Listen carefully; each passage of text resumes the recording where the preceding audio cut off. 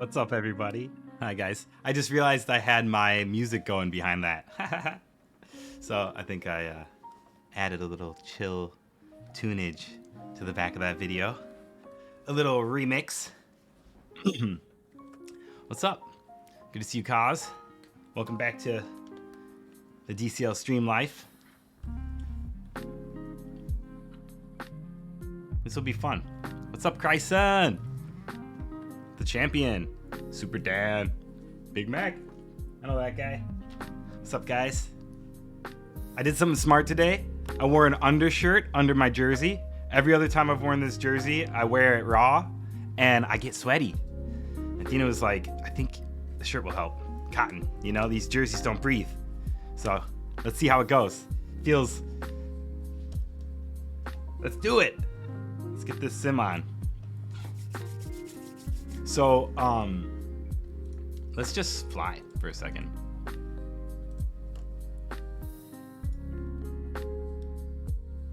We won't get to spend enough time on oil bando, so let's do some cruising. Let's go warm up while people gather. Make sure everything's running good. Gotta turn off this preview. Yo, thanks for streaming, dude. Looking forward to grab your secrets. Yeah, I'll try, man.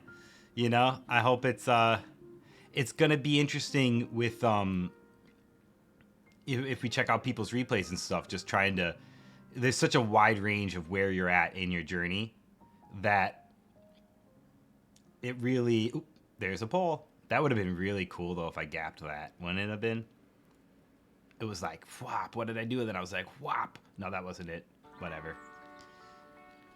What is up, everybody? How far backwards can we go? Oh, okay. Okay, it's so weird at high up tilt. I really love this map. It's just there's so much to explore. Oop, hey, what's this?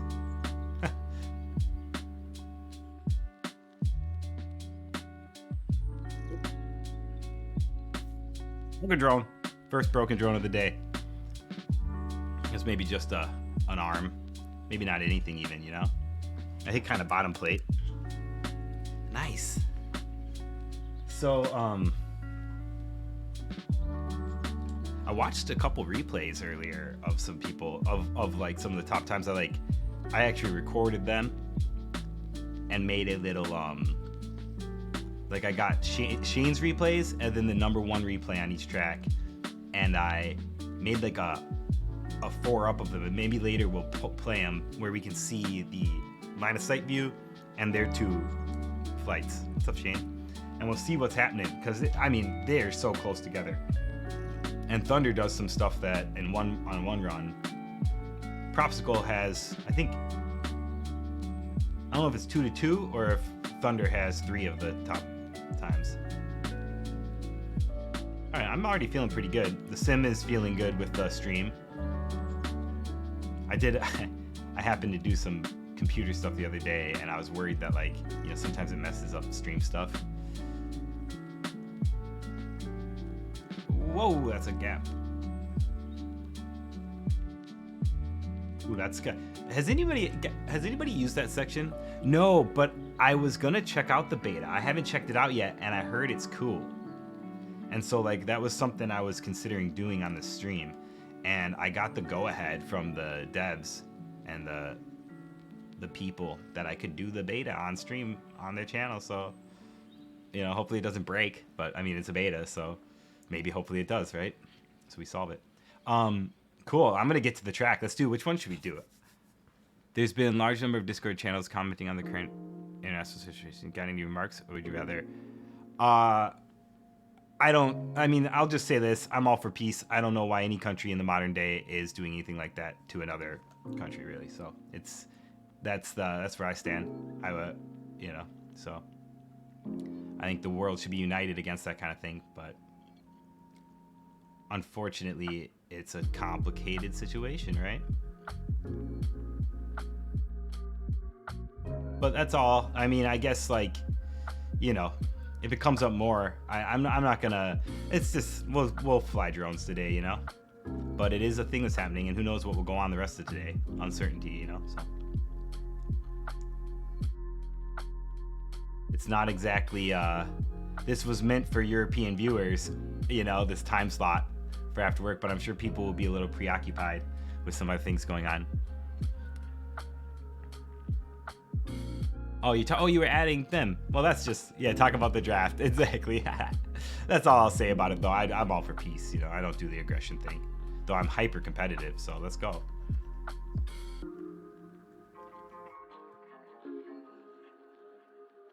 I don't know.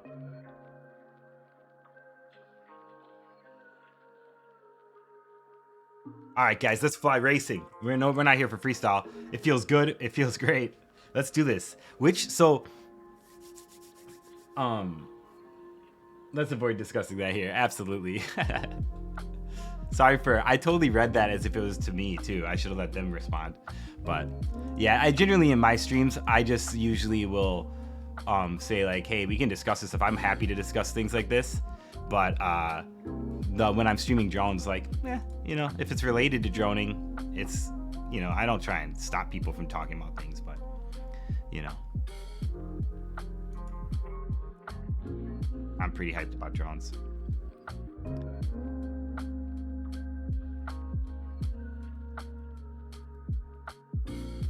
So, what should we start with? I have the most time to gain on Frost. Well, not the most time to gain, actually, I don't think. I should, sometimes, like, when I used to do the draft, guys, I would make, like, a spreadsheet. Anytime I'm doing a multi-track grind like this for, like, a tryout or something, I'll do some sort of spreadsheet and kind of keep track and try and figure out what the best is. What's up, Mavis? What the best time is versus mine, and then see kind of like percentage based, like which track do I have the most potential to gain on, where should I spend my time. You know, like a lot of times you should spend your time on the harder tracks or the tracks with more technical elements where the biggest gap, because that means there's the most room. Fly, you fools. But right now what I'm going to do is I think Frostbite might be the least, because I think I'm only like 2 seconds off the leader.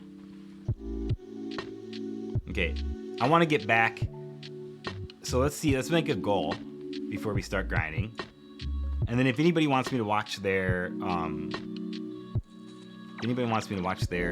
I'm happy to, you know. So I'm not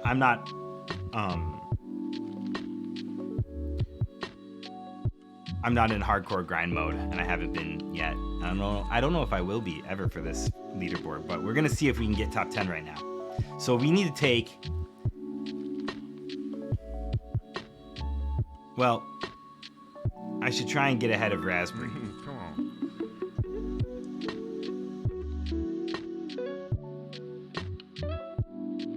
Super Dan, what's your name in here? Is it Super Dan? Is this Dan Flo? Is that you? Showing your face. Super Dan, so you're not Dan Flo. Did I just overlook it? You have all 4 tracks done? Because I'm looking through all 4 right now. And which track do you want me to look at? It's interesting because if we look at the top times, it's really, oh, I just passed out. Yeah, I should read better. So it's probably here. Super Dan, Super Dan, Super Dan. Watch that pipe. Oh, there it is. Nice. Gotta read. Oops. Whoops. Ah. He's a few back. Yeah, I went too far. Nice. Okay, so we got Super Dan in there. So he'll be on these tracks. So we can jump in. I'll jump Frostbite first. Frostbite's, I think, the track that kind of like, I don't know how to say it, kind of requires the best fundamentals out of all the tracks, as much as the other tracks are technical. I mean, which require a lot of fundamentals, but like you can gain back time in some of these lines through some of these sections in ways that, you know, if you mess up a little bit on, you know, the ladder thing, you can make it up against other people by racing a better, kind of cleaner, smooth line. Hoops track is toughest for you? Cool. Well, then we won't take a look at this one, but I'll leave you as favorites, so we do it next. Or let's go do rings. I love racing rings these days, and I I think I can take a second off my time there pretty comfortably. So let's do rings. But I think prop has number 1 at rings. Oh no, Thunder does. Okay, we're gonna try and pass Raspberry too, because we're gonna try and overtake that 9th position. So if we beat Raspberry on every track, we will get that. You meant rings. That's what you said, right? Hoops. Yeah, yeah. I love it. I just translated. I didn't even notice. I literally was just like, yeah, rings. Okay. It's pretty great. All right, Super Dan.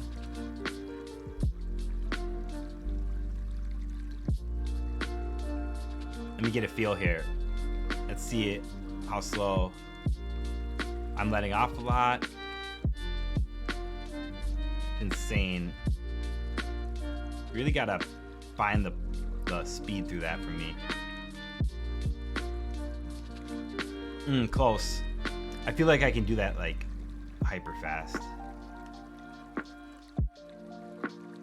The other day when I did a little speed run of the draft, I'm not sure how long I spent on rings, but I managed to beat my qualifying time from rings, which was like a 49 flat, and I just went under 49. But I'm pretty sure with a little bit of grinding, I should be able to get better than what I usually can do, significantly better than what I can do in 45 minutes. So, oops. Okay, here we go. Let's watch Dan. Casey's got to go. So, spectate. And we'll watch Dan's view. It's gonna be cropped in. Dan, what field of view do you fly? Just curious, so I can kind of gauge what's going on here. Because it's not the replay isn't always accurate, I don't think, to the field of view. Okay.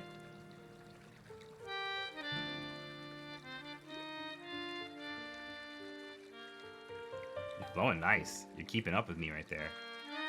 Let's see how you do this. Oh, you following the trippy spin? I'm watching personal best. This is me.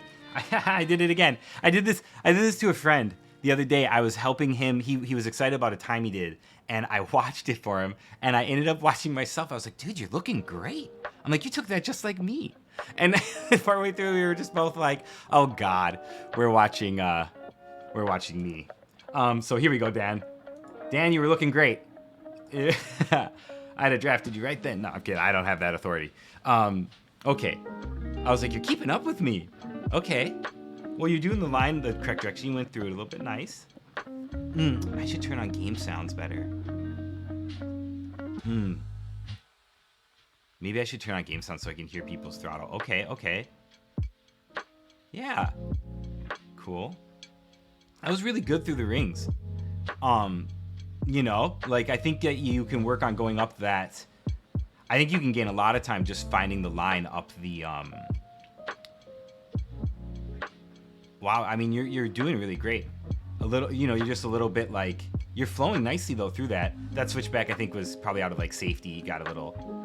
Either way there though. That's safe to do. Interesting. That was faster on your way up.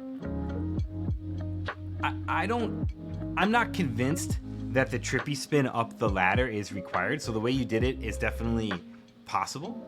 But I think that what I say for the trippy spin up the ladder, not the ladder, the crane. Oops, wrong button. Oops, again, wrong button. Stop spectating, that's the button.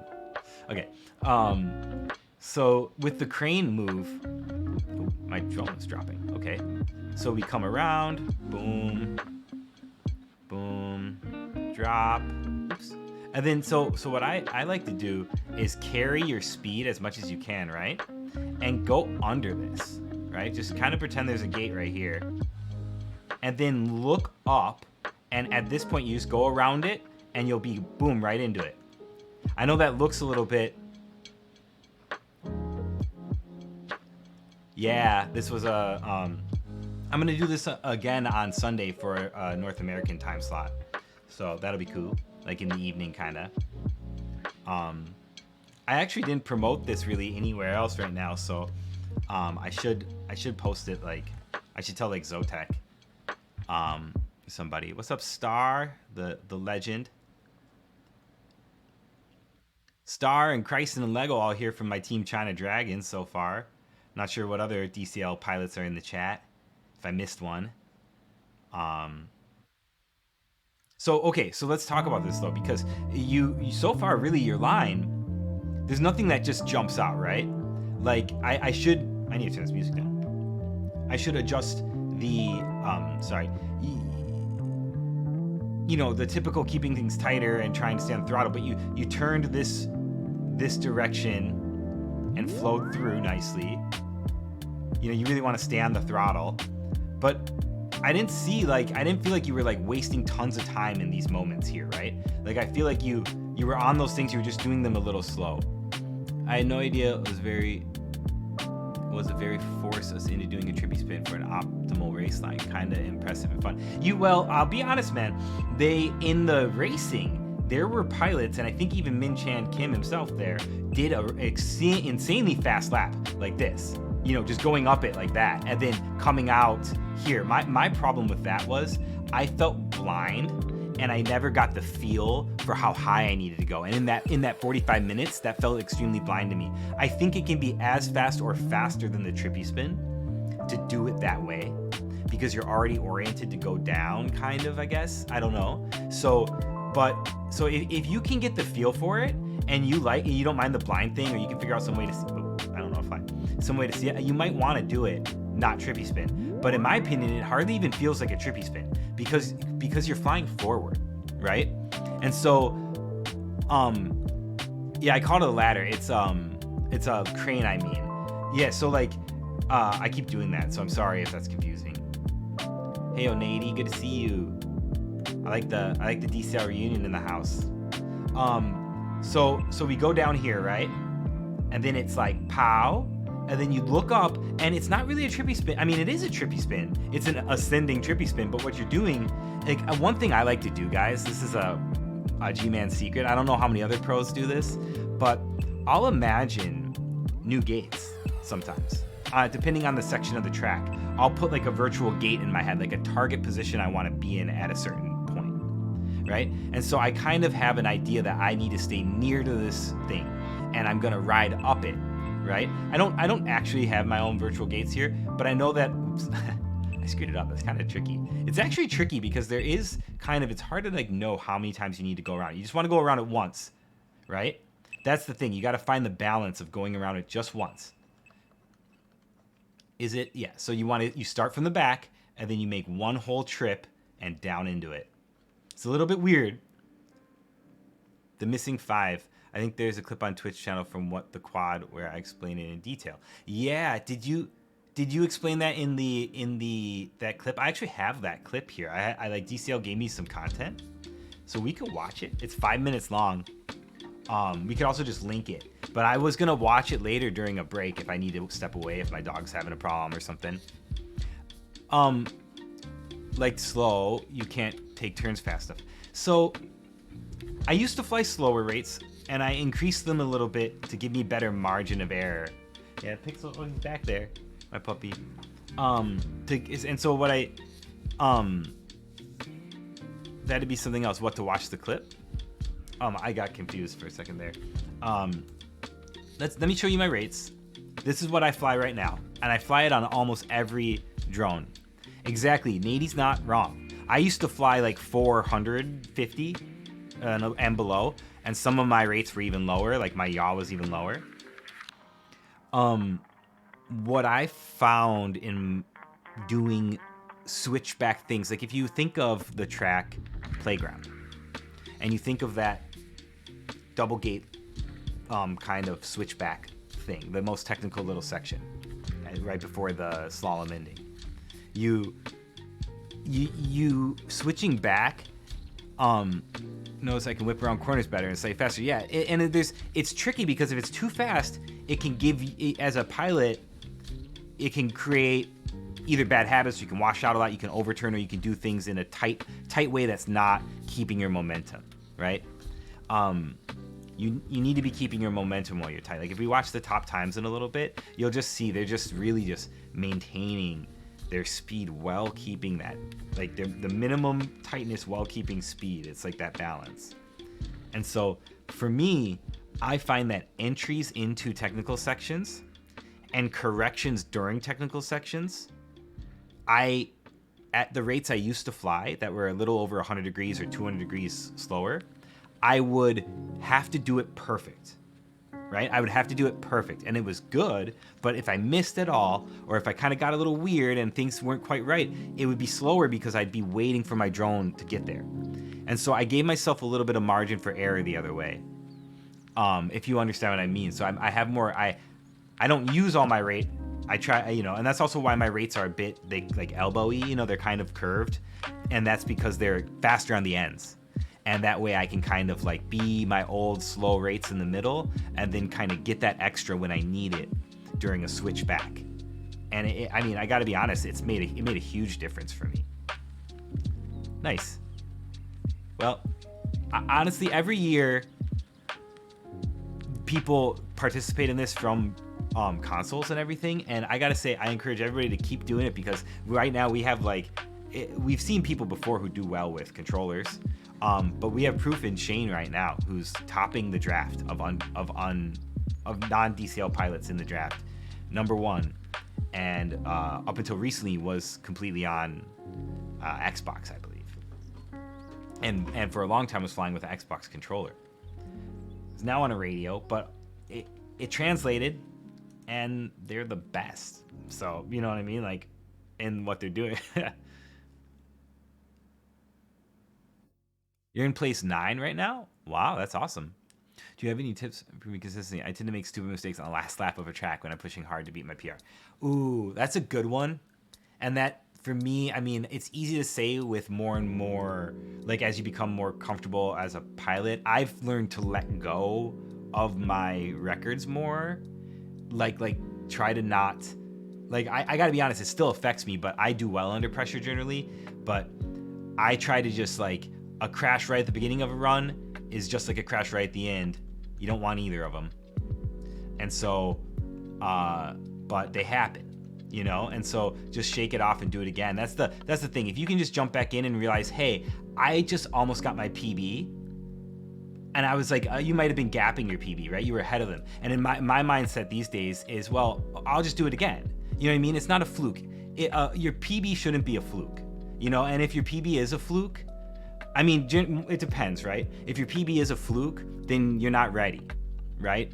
So you got to be able to run a race pretty close to the speed. See, look, Spain Drone Team dropping hints that they're trying to build their sim roster, they're the newest team in the DCL.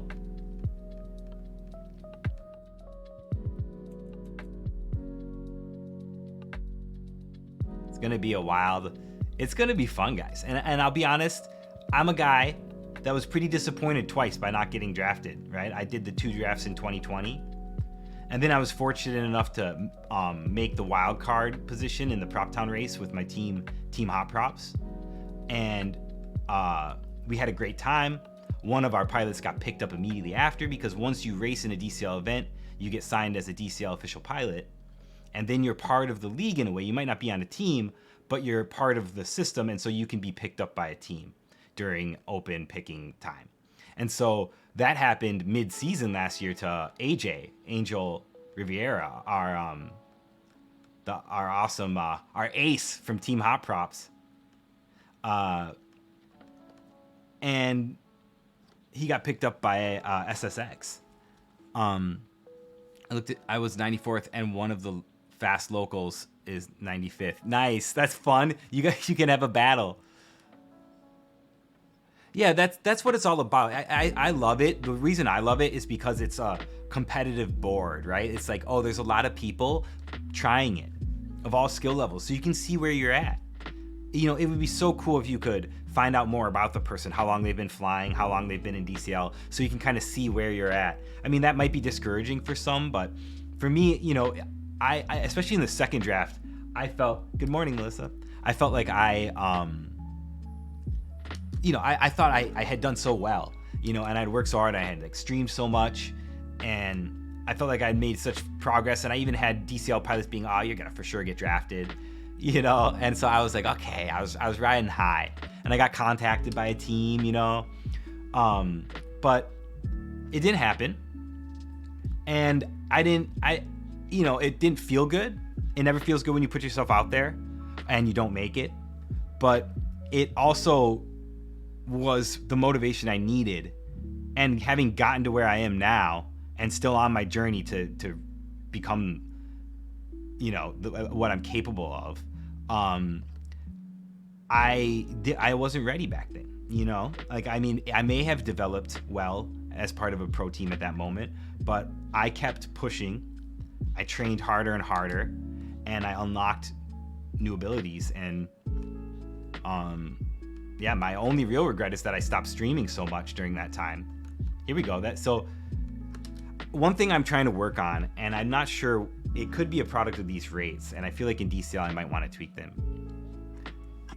The best that ever was, you know it. Sing the song, ladies and gentlemen. Pretty cool. Here we go. So,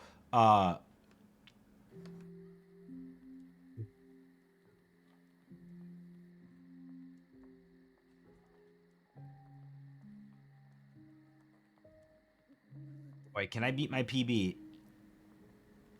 Oh, I really need to just get in there and drop through. Hey, when you come back on MC FPV. Oh, hey, about that Minecraft FPV. They just released like a working version of Java Minecraft for the Quest 2, and maybe the original Quest, but I think it's just Quest 2, called Questcraft. And like seemingly you can install mods and stuff, and I'm just like, I'm really interested in trying to do it with the FPV sim. But was too new to everything. Last draft all the tracks was new to me, but this time I'm certain that I have. That's cool. It's really nice when you know tracks. One of the things I built over the year after the draft. Oh wow, I was like in front there. That was a good opener. One of the things I learned, that rebar always freaks me out. I hit that rebar, I think, during a race. Did we race this track? We raced this track twice. Anybody from my team remember? Did we race this track twice and Playground just once, or did we race this only once? Minecraft FPV very awesome. Just such a shame the server lag is so bad. Yeah, that's what I've experienced, but I only ever did it online. So now I'm like, oh, I should do it offline. I might make some freestyle videos in Minecraft FPV.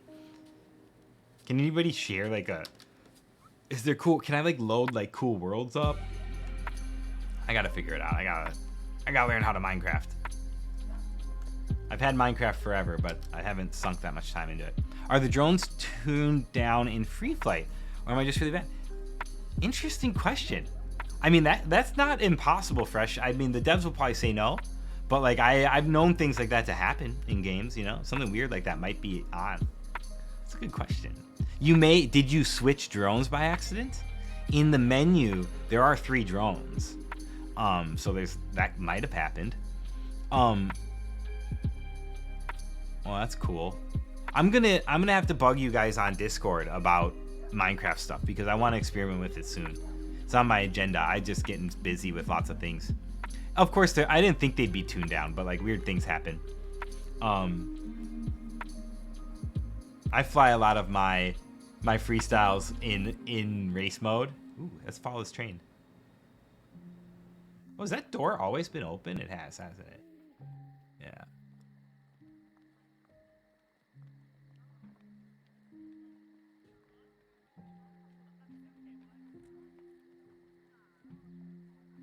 No, I use the DCL 19. I switched from arcade into angle mode though.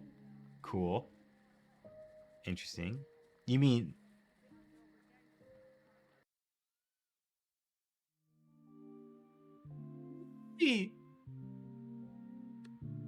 Ooh, that's not. There's a fence. Those fences, guys. Like, I don't know if you knew this, but fences just show up sometimes. They're just like, hey. Have any of you guys raced the solo trial? There's a part where you go over that fence on the other side, and For the longest time, I kept forgetting about its existence and just running straight into it. The legend, the pro pilot world. Hey, I appreciate it. We'll see. I'm on a mission to improve my standing here in this event. We're gonna make the top 10 hard to break into. It's gonna be, I think we're gonna try and get enough DCL pilots to come in and make that top 10. If you can get yourself in the top 10, you're doing something really right. Yeah, you gotta do it. Yeah, I haven't done that. I didn't do that track in the team trials, and that track seems really cool.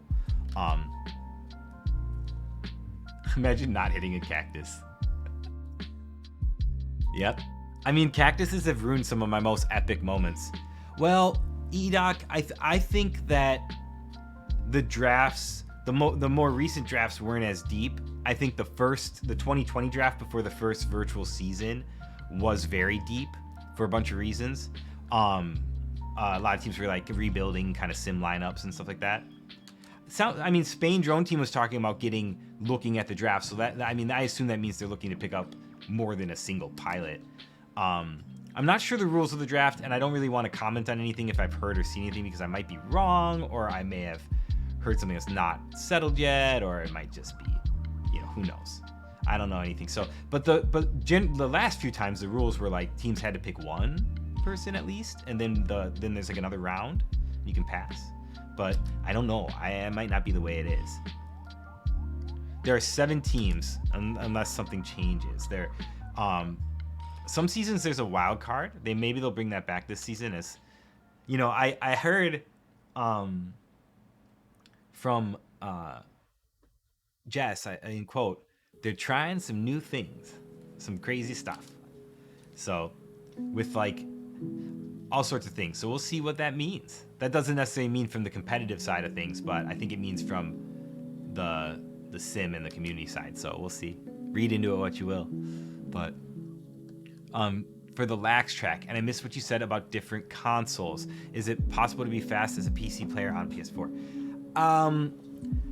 I think it might be hard toe to toe, but I think that you have potential to still learn valuable things and get really good. And when you transfer over, you'll just be better. Like I was saying that Shane is proof that you can come from the console and crush, Now, Shane might be able to answer the question better about whether you can do it from a console. He was on Xbox, I think, so PS4. There's some other PS4 pilots though, so the trick is to show improvement and yeah, it's going to be interesting because it's a lot of it is about consistency and pressure, and so the draft race does do a lot of that, which is something I'm not showing right now, but I'm also kind of just chatting it up. Let's go do Lax though, because that's the track I want to do anyways. Rings is actually the track I'm highest ranked on right now. See, Shane, we should do like an interview with Shane about his experience.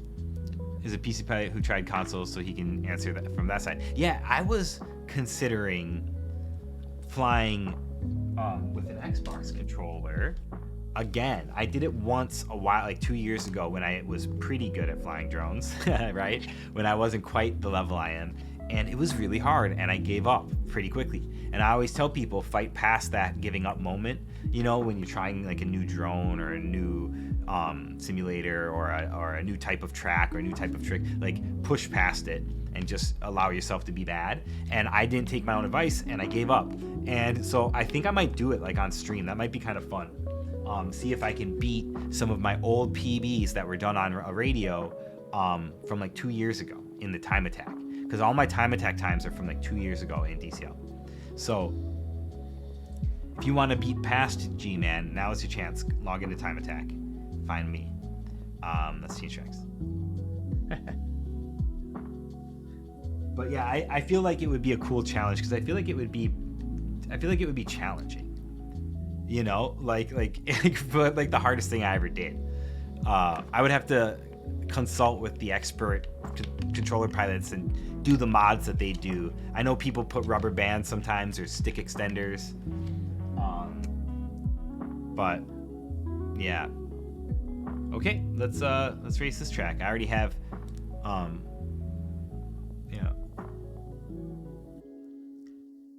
So let's watch some replays, because my replay here is not smooth. And my number one goal is to smooth it out, right? So that's what I'm going to be working on, is smoothing out my flying here. I feel like it looks like I'm panicking. And I'm definitely not panicking. But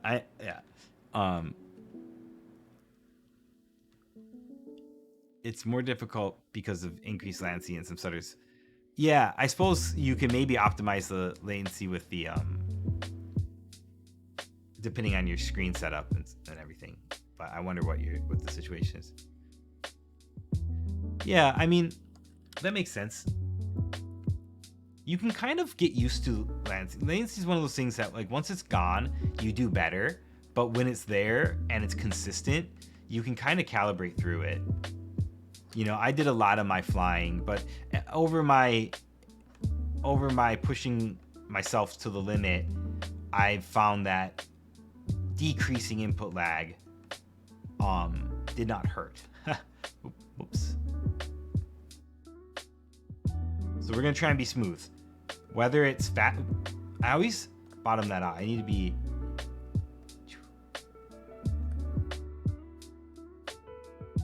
But then I need to see. I always want to dip over my right shoulder there. Sorry guys, I've been thinking about this. I've been watching replays and thinking about this, so it's my first time back on it. I got a really good time on this in a trial once. I do know this track. And so this is my favorite part of the track. I doubt it's very many people's favorite, but I love that type of line. So I love also what Thunder's doing here. Thunder's doing this. Boom, boom, pop. It was like, I saw it, I was just like, wow, that's cool. This track is murdering me. Crash either the gap between gate 1 and 2. Yeah, I feel you on that. In the pop-up tunnel, I've been taking it too tight. Catch the edges on the square dive. Yeah, those dives are, honestly, I think the dives are the hardest part under pressure, kind of. The dives are great because when they get in the back of your mind and you start feeling good with them, they can go away. But as soon as they become present as a problem, they're a real problem. That can happen with a lot of things.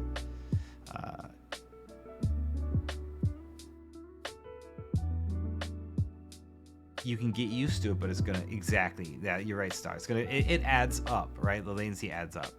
And you guys rock. Too much chat almost for me to.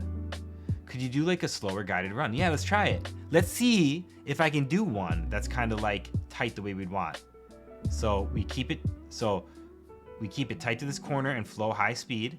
And then on this turn, we're lining up right about here and we're trying to flow. See, if you watch Thunder's run, he exits wide here and he enters here from about there. He actually leaves the optimal line and is maintaining speed wide. Now, is that faster or did he just do it? I think it's faster. You know, it's probably the fastest way to keep the line.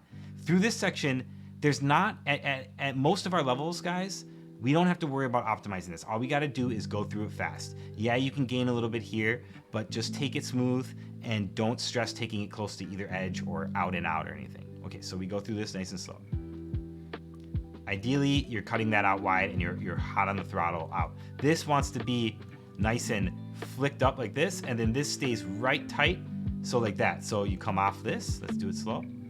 I've never really done a guide like this, let's try it. Come off slow, keep it tight, tight, tight, and then up through here. I kick the drone a lot, and I'm not sure if this is a good habit to wing it right here. I might be overdoing that, right? So we can watch how Thunder does it in a minute. You might want to keep the drone more level. And so here we go. Let's figure this out. Pop, boom, and then this wants to really wrap. You wanna be apexing your turn. So we're gonna do this nice and slow. We come through. This is all as fast as we can. Come over this, and we want to whip our apex. So we're really gonna be whipping it almost like right here to be right at this thing. You see that? So boom. It's kind of crazy. So pop. It's a little weird doing it like this. Okay, slow. Ready? Boom, and then the apex starts like that, and then I exit too low there, and you actually want to be staying kind of high in this gate. Like almost imagine that you're trying to be in this corner right here. Boom, and then out nice and high. Same thing. This one you don't have to apex quite like I said. It's a little more just like tight. I was doing it where I try to keep the flow. But if you watch the faster runs, they keep it pretty tight. They're just like bam. And then ideally, well, that happened. You come out of this.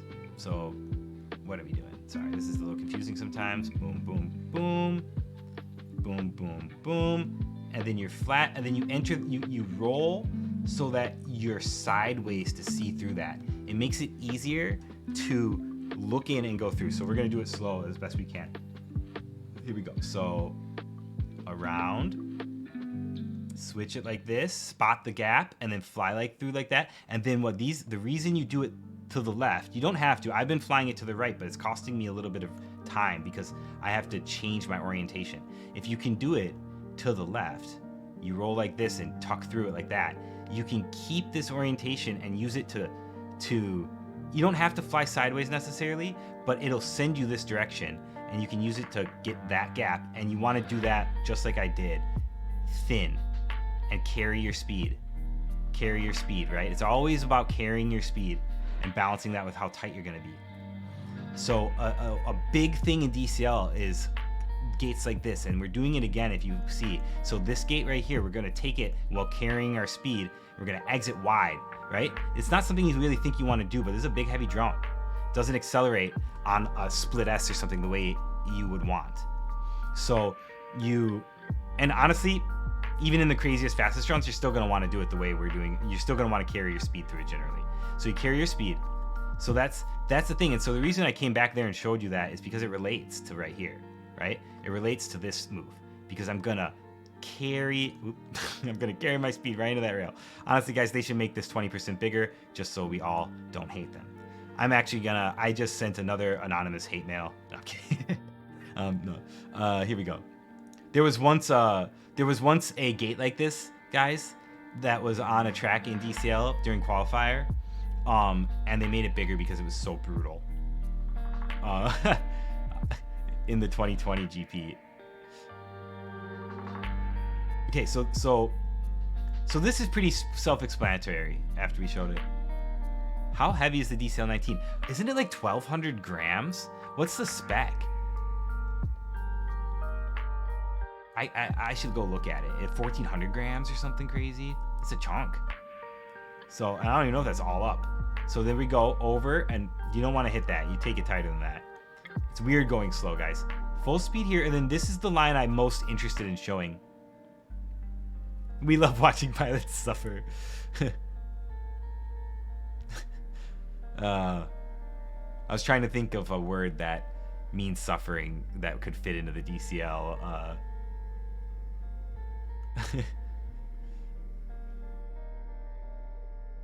Acronym. Okay, so we cut through here. Keep that. So the target should be like a smaller gate right here, right near this black, in my opinion, right under these words, right? So you come through this full speed and you enter and carry your speed to the exit here, and then you're on a line to then carry your speed out this way, and then you got to carry it back that way and transition like that, right? And that's the most interesting section of the track, in my opinion. Everything else is like, that's the most like different than most things because it's on this orientation stuff, and you can just pass people there. That's awesome. That's so great. PBs, guys. Let's do it together. We should all get on the same tracks if you're grinding and watching. If you're like on your phone watching and you can grind at the same time. I guess I might focus mode for a little bit and fly.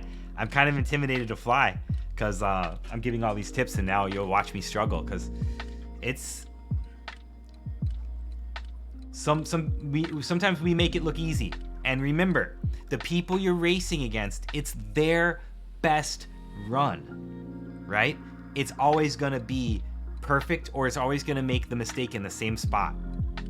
Sometimes that got me through races. I'd make a mistake later and I'd be behind somebody, but I remember I watched their replay and I remember AJ made a little bobble at the end. I'm just like, you know what? If I just keep it together, I might get in front of them. And it works. It's like, you don't give up on too many runs. Yeah, so it's a spec, a true spec. They have to have, there's even like a current limit and stuff, I think.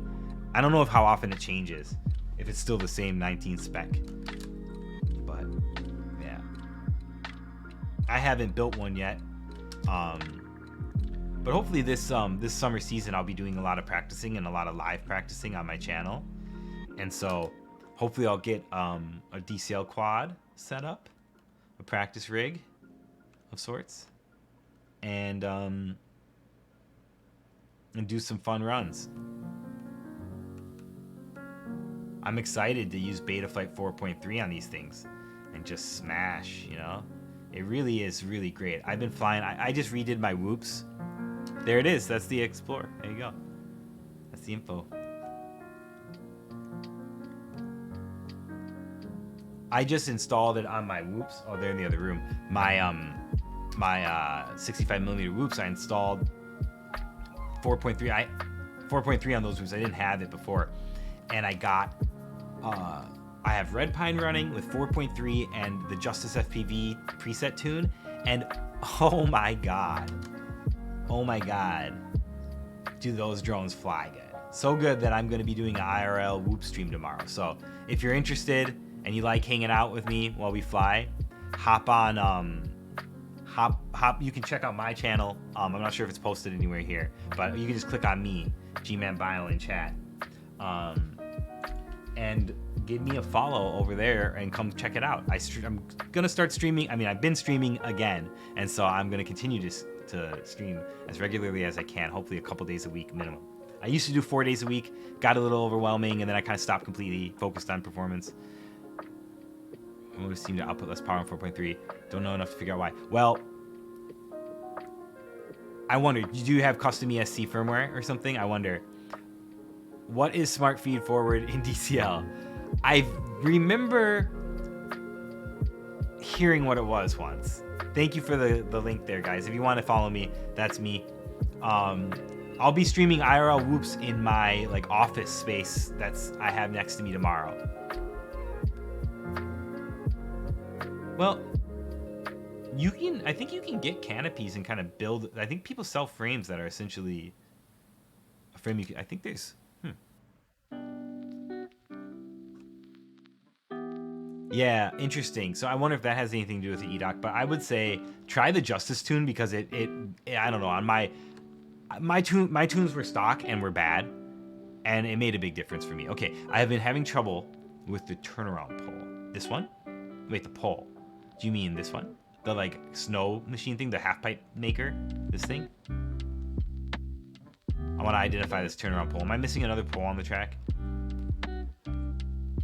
Yes, this one, right? Okay.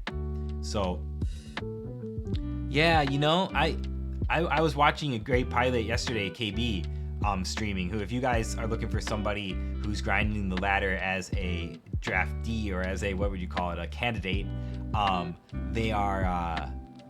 they're doing a great job improving. They're showing all their progress. It's not easy to do that, guys, to share that with you. And it's very easy to stall out here, right? It's very easy to lose your momentum. And I'm not sure what you're doing. Let me watch your run. Let's watch your run, if you don't mind, Race Pro. Let's see. Select goes. Oh no, we gotta do it like this. We gotta go close. We'll go here. Let me click the arrow on the top right. That was something I didn't know about for a long time. There's arrows on the top that let you change which track instead of the overall that you're looking at, right? And so this is gonna be a little mini lesson on my way of selecting pilots to race with. Look at KB's got me beat here. I told him I wouldn't beat him too fast, so we put him. We'll mark him in as I'm not good enough to win one in events. Well, maybe they'll do it as a Hey, it could be really cool. That could be a really, if the canopies can get produced in a way where they could get sold, that would be cool, right? We could let's see if KB has his Twitch info in here. Follow this guy on socials. He's crushing it.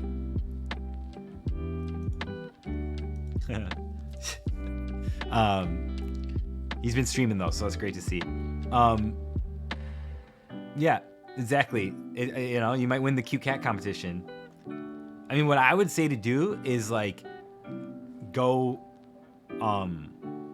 what's it called? Go get at least 5 cats right now. Yeah, you're welcome, KB. Go get at least 5 cats and take care of them nicely. Make sure they're cute. Take a picture of all 5 of them next to a drone, and you're gold. You're gonna get one.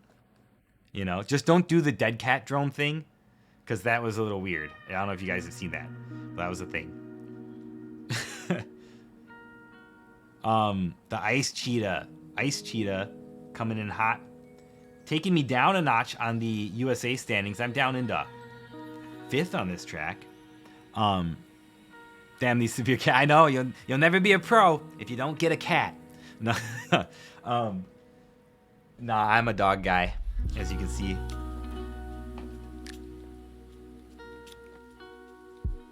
Hey, Pixel. You sleeping?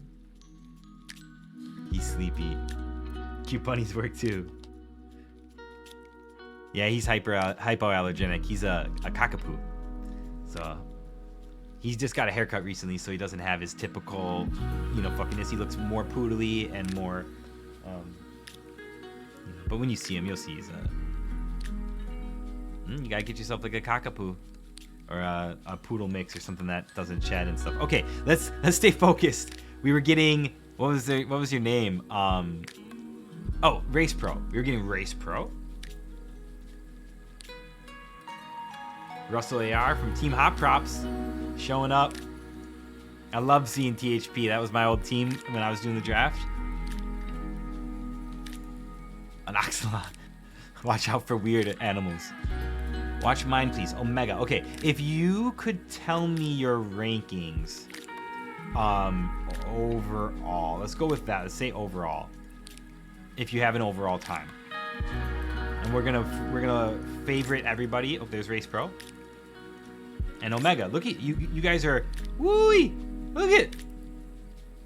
By the end of this stream, we're gonna see if I don't want to pressure you guys, but Omega's breathing down Race Pro's neck, and Smeeland, who was here earlier, who's a awesome pilot, an insane whoop pilot and track builder over in races in a series with me and We Bleed series. Can you see PS4 too? I think they're combined, aren't they? Or are they not? Oh no. Can I not see PS4? I think I can. Oh no.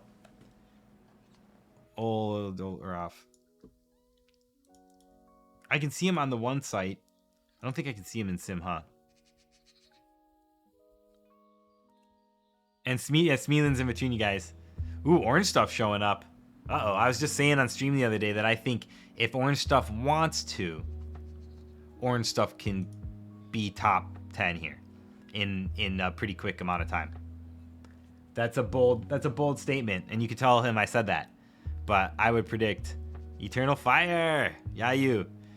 I had a team in another racing league, VRL, where we were the champions. So it's pretty exciting. I can actually call myself a drone champion now. I was the captain, and it included racers from all over the DCL. So we were like a multi-DCL team. We had a couple pilots from China Dragons, a couple pilots from Drone Sports, a couple pilots from... wait, was it a couple? Just one from X-Blades. Yeah, it was cool. That was Yayu. Yeah, the website, but I can't watch the replay. But we could maybe figure out a way to watch the replay. You could link me a video of it on like a streamable or YouTube or something, right? I could watch that on stream if you have a clean, capture of it. You could also, we could potentially stream it in. So there's, if somebody wants me to look at a console version and you have a way to video it, I'd be happy to watch it. So, and if you don't have the means to do it today, but you can get to it at another time, I'll be doing this again on Sunday. Late for Europe, it'll be pretty late, like middle of the night for you guys, or like 10 p.m. for 10 UTC. Okay, let's do this. We're distracted, but it's fun. I have no goals in terms of what we're doing. So we were gonna watch some people. I think I queued them up. Race Pro and Omega. Okay, we got to get this done because people sometimes got to go. So the way I do that, guys, just so you know, I add them to my favorites just by right-clicking on them. Then I go to the selecting ghosts page and I choose favorites. And I leave the include me in it. And I need to remove some of these people because it's going to be a little crowded. We'll get rid of Super Dan unless he wants me to look. We'll get rid of Raspberry. And we'll get rid of KB. And then I'm going to refresh. And you'll see all the people I got rid of won't be there anymore. And I only have my favorites left. So we're going to have the 2 hyper fast crazy people. We're going to have me, who's, you know, pretty fast. And then we'll have you guys who are fast. You know? It's funny how pretty fast could mean a little less fast or more fast. Pretty's a weird word like that. Okay, here we go.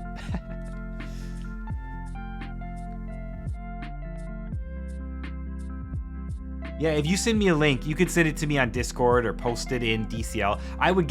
Other pilots will get back to you too, honestly, if you ever want info. Here we go. Let's look at somebody. Spectate. It's crazy how fast everybody is, though. Okay. Definitely flowed through that. You took that a little wide in a way. You didn't like apex it, but it's not a big loss. That was pretty good. This is Omega. Okay, we're watching Omega right now. Okay, so there it is. That's where I get both you guys. You guys were keeping up with me until that section, and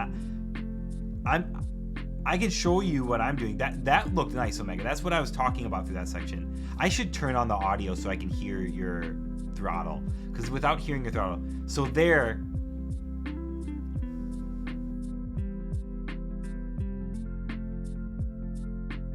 Oh wow, that's cool. That'd be really cool. So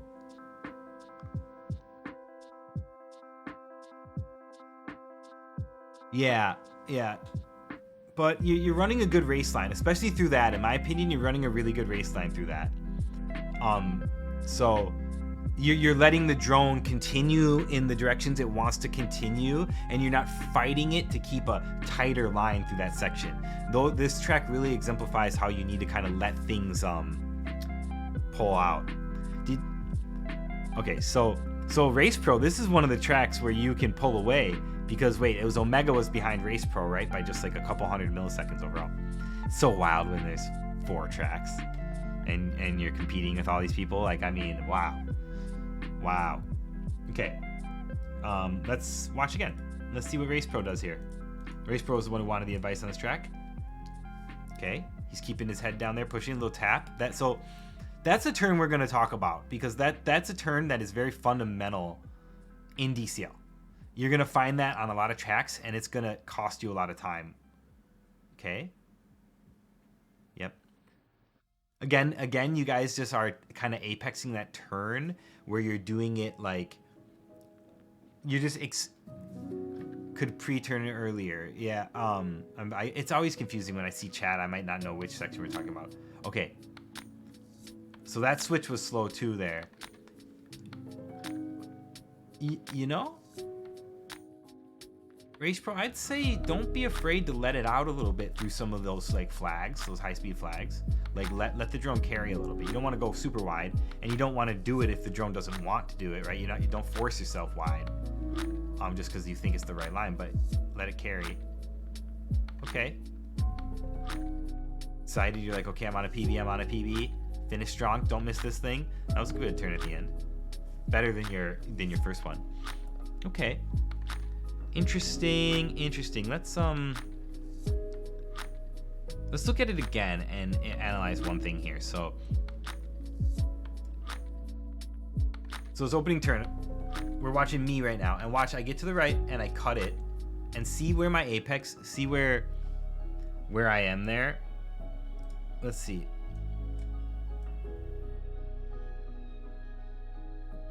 So look at they're all ahead of me right here, including you, Race Pro. But right here, I carry through. See, they've carried through low, and they gain a lot of speed on me. They do the beginning slightly better, and then on that turn, I didn't do that right. I was too like, I kind of whipped it out. We're watching me in slow-mo right now. See here, I'm not tight like they are.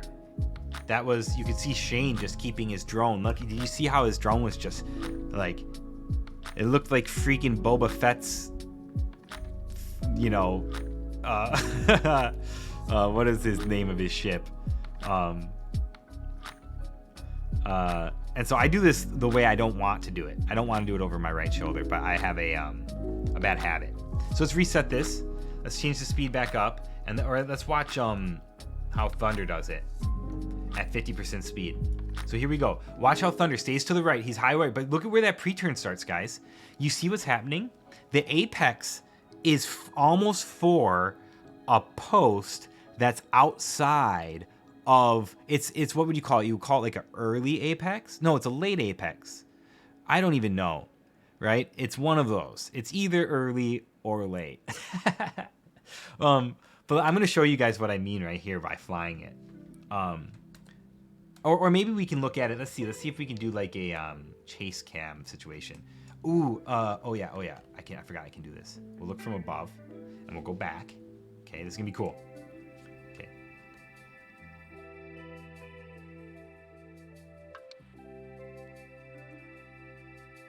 Certainly, but the thing is, you don't have to do it that tight to gain the benefits that they're doing. And that is the point I'm trying to get across, and I've been not doing it. Actually, I haven't even started making that point. But what's important to realize is you don't have to do it as tight as they're doing. You just don't want to, you don't want your turn to be such a horseshoe. You don't want it to be so tight.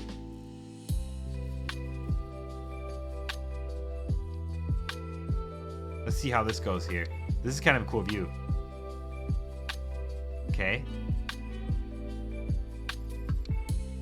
This is my line here. So this section is where I really lose time. I lose a little bit of time on that move. Whip it. I wish I could zoom out even further right now, kind of. So now let's watch how my line goes through here. Oh, I should have slowed it down. Interesting. It's not as out and out as it feels in the drone from above. Because the arch is kind of keeping the middle. Ooh, there's actually like a bug I noticed yesterday where the mouse disappears during spectating. And the only way to get it back is to move it over these menus. So there you go. That's a bug report. Like, see, the mouse is gone. I don't know if that's a feature, but it's really annoying actually when you're trying to do certain things. Okay, but you know, not a big deal. I actually was blind using my mouse to turn off the HUD the other day, or yesterday. So I don't know what we're learning here. Let's watch something else. Let's go fly it, and I'll show you guys what I mean. So you don't have to do it that tight to gain the benefits. So we're flying, and then the idea is that you're almost like starting your turn significantly earlier, and you're almost thinking like, I'm gonna go for this thing. See that sign I'm going for? My FOV is pretty wide. It's 136. 136. I used to fly 130. Let's lower it a little bit for a great justice.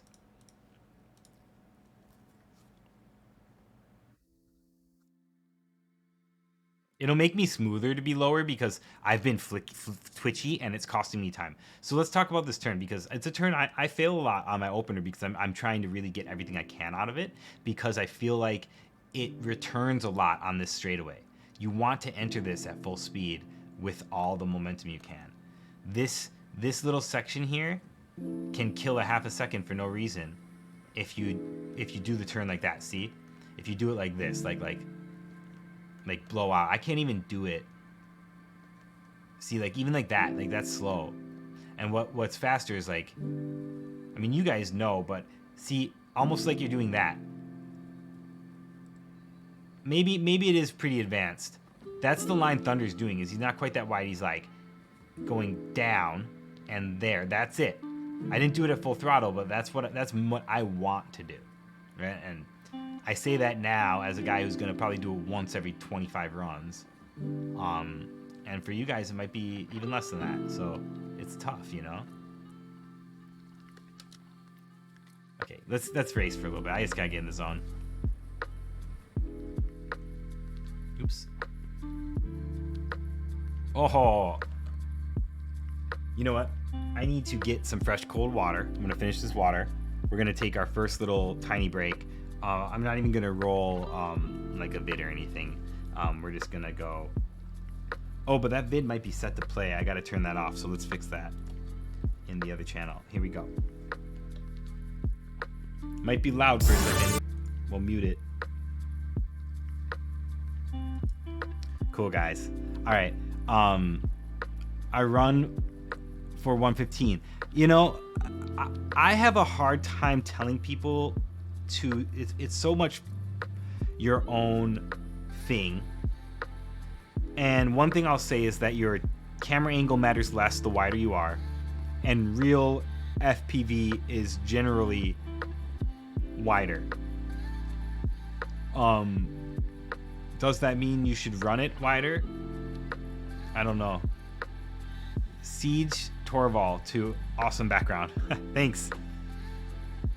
I'll be right back, guys. This won't take long. I'm just gonna get some water. So, like 30 seconds.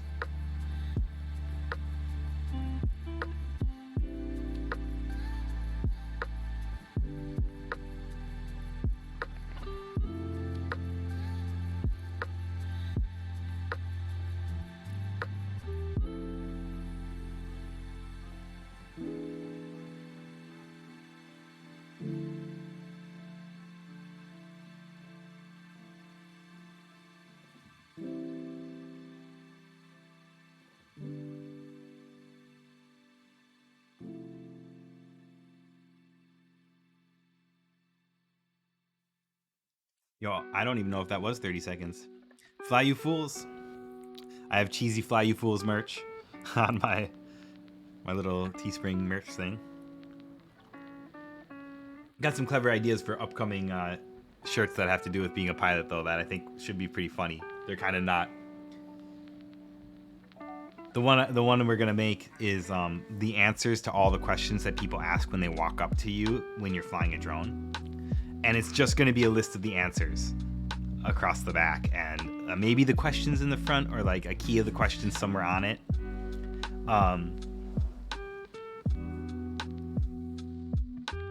Yo, if you do get a hoodie, make sure it doesn't. I had somebody, I had mine actually like degrade on me. It went bad, and so that is a.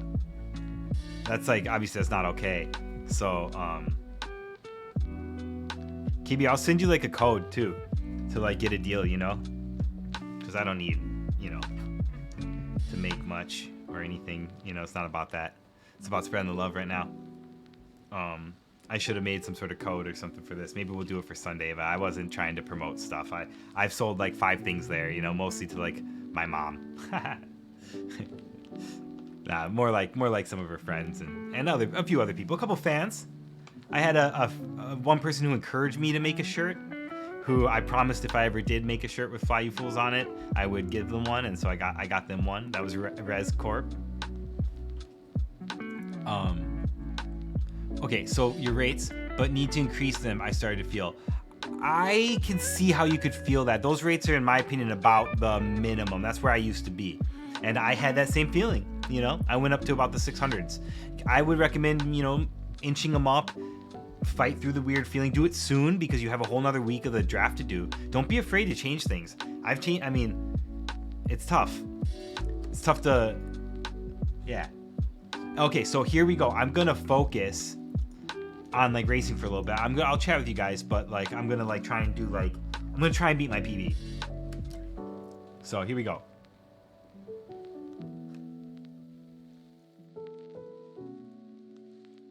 That a little wide, but we're not going to worry about it. So one thing I've started to do later in my training now, when I'm not feeling as much of a grinder and I'm feeling less like my PBs are flukes, right, and more like they can be my consistent skills. Damn. I've been finishing more runs that have issues, right? Because I know I have enough spots to do better. Oh, I went really high through that. Oh, I tried that, but I did it weird. Okay, let's try that again.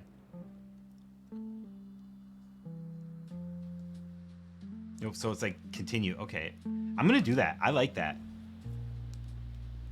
Yeah. Because honestly, I think that where it matters is like, so scenario, right? Let's talk about scenario.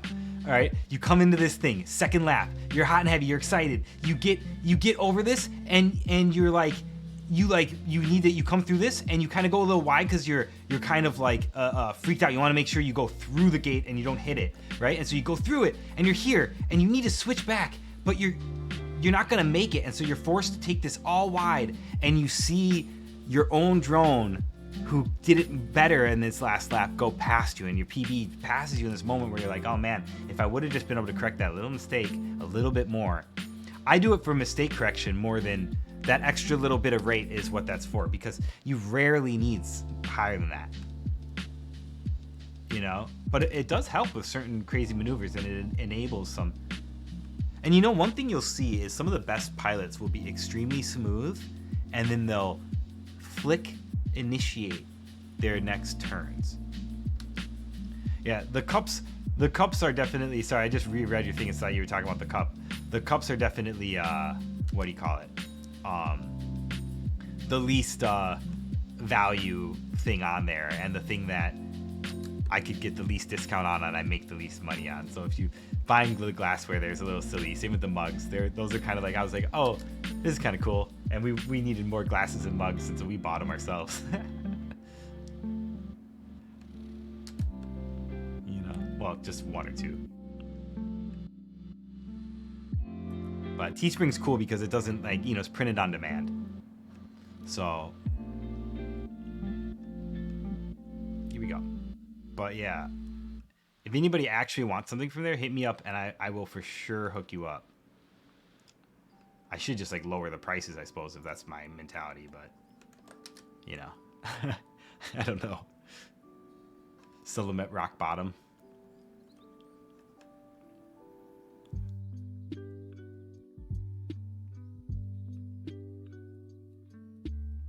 So if you guys watch, there's actually something really interesting that goes on. Is Thunder, Thunder.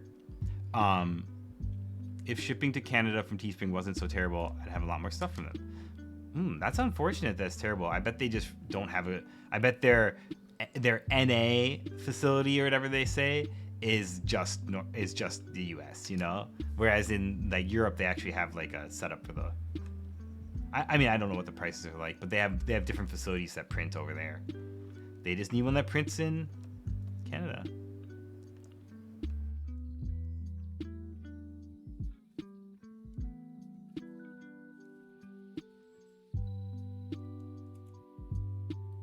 It's flyyoufools.store. It's got some cheesy stuff. It's got my gMan logos, and it says Fly You Fools and stuff. We did like a soft launch. We never really pushed it. And so we just things moved on, and we haven't you know, I want to make more stuff for it, and we've just been busy. My wife does the art, and so, you know, there's no yeah, so it's cool.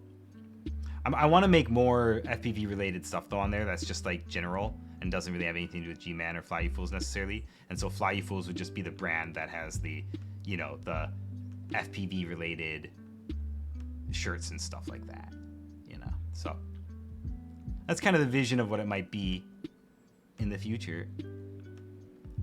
It's something that I used to say in my stream to sign off my stream, and it kind of became like a catchphrase. And I definitely didn't steal it from any wizards. 100% unique, not from Tolkien.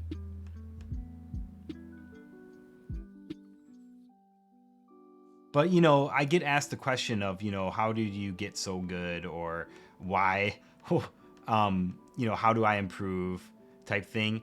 And it's just, the answer is fly, you fool, you know?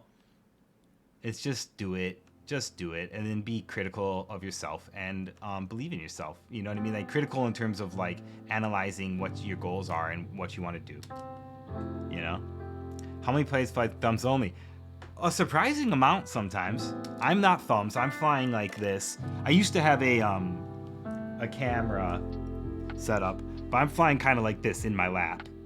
Man, my radio's filthy, guys. So, Yeah, but it's hard for me to do while holding the radio like this, but for the most part I kind of can, but it's in my lap. I like to sit down. Is this song repeated? I'm confused. I'm not on, like, did I accidentally hit repeat? That'd be so funny. I mean, it wouldn't be funny, but it'd be funny.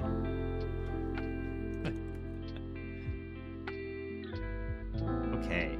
I gotta get some PBs live on the stream. We were on that wall, guys. Seriously, that wall is just like... Like, of course the wall's painted the same color as the snow. Kinda. Ah!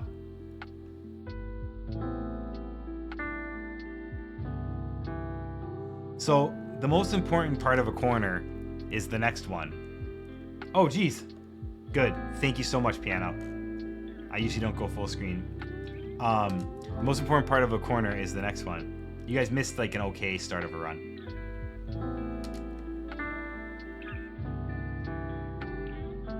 You know, I don't. A long time ago, I got like a tip from somebody to not fly with it in sim, because in real life, you really can't hear your drone in particular. And so that was an interesting kind of thing. But I will be honest, I fly a lot of times when I'm grinding, I'll put like music on, and I'll also do like shows, or like podcast type stuff, or like reviews of things, you know, on YouTube, and I'll just like listen to them while I'm grinding, you know. And then what I do when I'm racing, I tend to not have anything on, no music, and I'll hear the drone's motors in the game that I'm playing, in whichever sim I'm in, when I'm in a competition. And knowing, and I think that does something to me mentally when I suddenly have audio,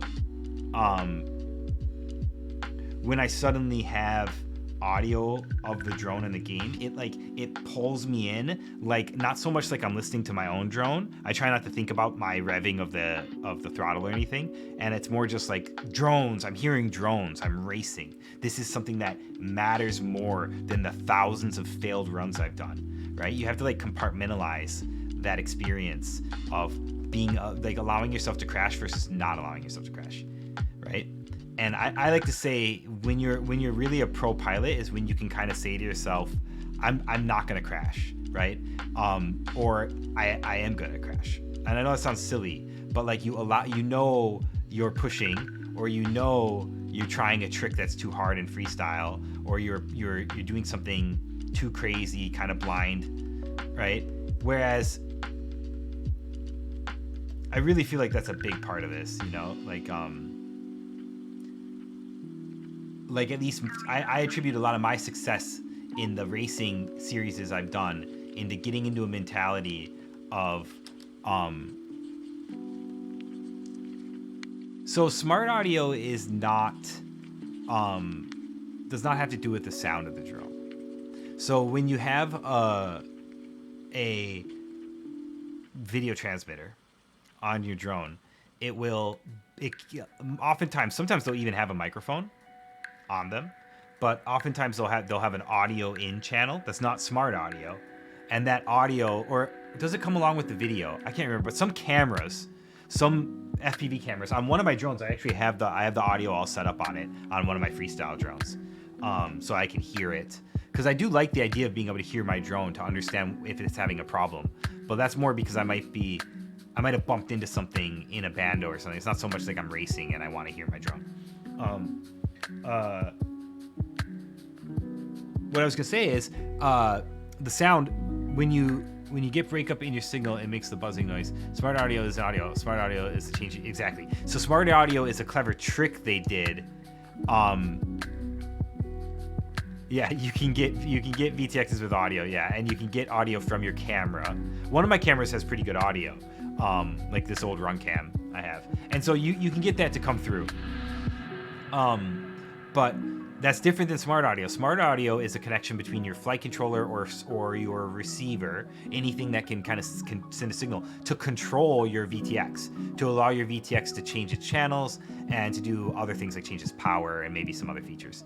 And so the reason it's called smart audio is because I think it basically uses like audio chat. Like it's like, I might be wrong, but I think it's using like, it used to be, it's being passed along as like audio data. That's just a guess. I'm actually totally might be wrong, but it's a terrible name. It should be called smart control or something, you know? But I think it was kind of like a way to hack control. Oops, took that wide, but we don't mind. Ah.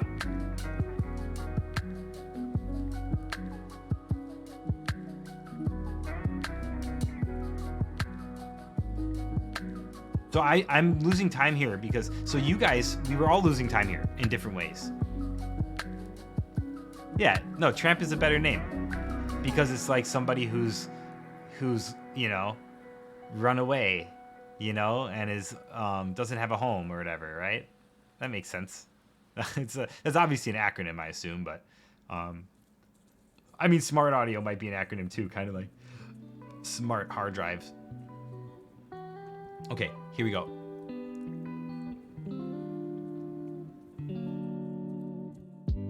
So up here and then tight like that.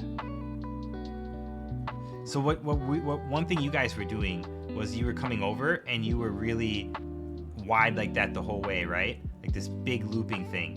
And what you want to do is if you're gonna be wide, you want to helix it tighter, I think. Right? You want to be finishing that wide thing in a tighter spiral. You want to like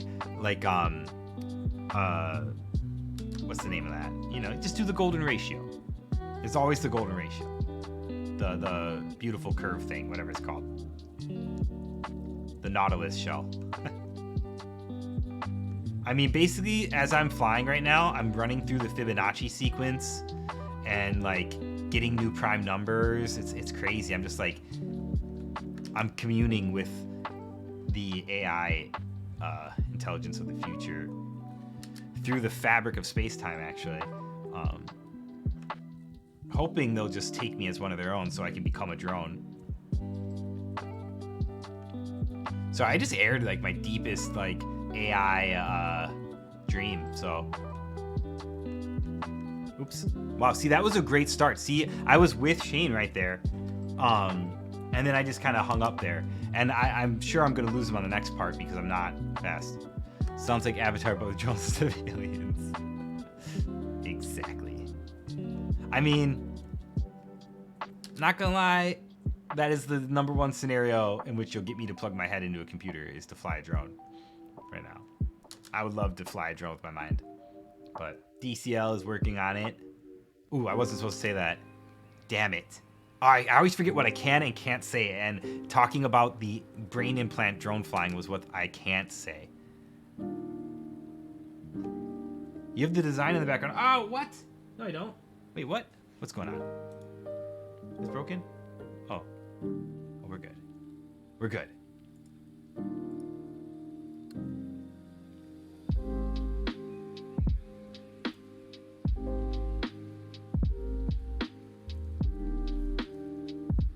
Yeah, that's a, oh, we're getting deep here in the DCL chat. What if we just watched downloaded AI versions of, like, the Us race? Just, like, I'm, like, able to, like, bet on myself racing against, like... It'd be so crazy. Yeah, it's pretty, most ways you cut it. Like, I want to actually take control of it, but maybe have sensory, like, response from my end. But yeah, like, copying myself into something hardly is actually the thing. So I gotta get, so guys, I'm losing time in that turn. I'm losing time in that turn, but I'm gonna focus on just doing runs now.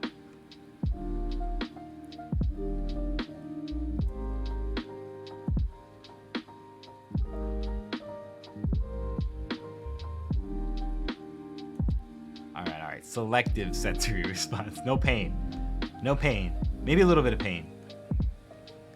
Maybe it'd stop you from crashing. I'll tell you what, I'd be pretty intimidated at doing some of this stuff if it meant.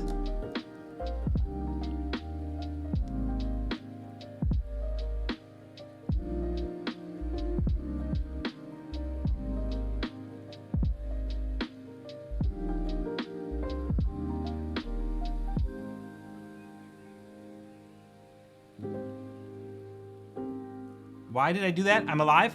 I'm alive. I let off the throttle, and we got passed by myself, but we'll beat myself on the second lap. Here we go. I'm gonna do the switchback thing. Here it is. I haven't practiced that even once. I'm gonna do the switchback. It's gonna work.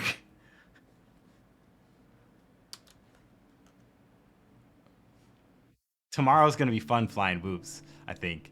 I flew them a little bit, and I gotta say, it was like the best I've ever flown anything like that in real life, like a whoop. It was just insanely like locked in. I'm about to push really hard tomorrow. I'm gonna build a cool track tonight and push ultra hard. I'm gonna break. We're gonna stream until I break both my whoops.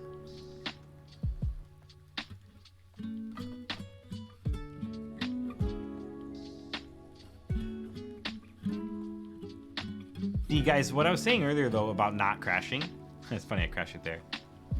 Like the movie series. Wish the other simulator would include self-PVs in Nemesis. I agree.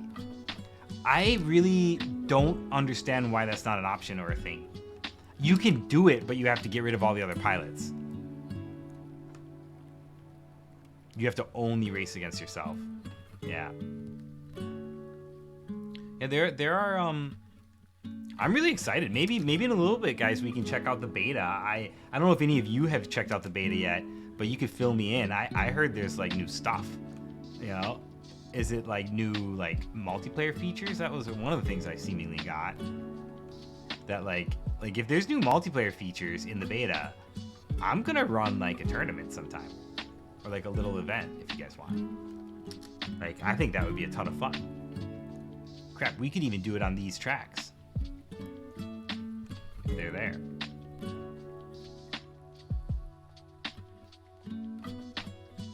Maybe we can do it for a Fly You Fools hoodie.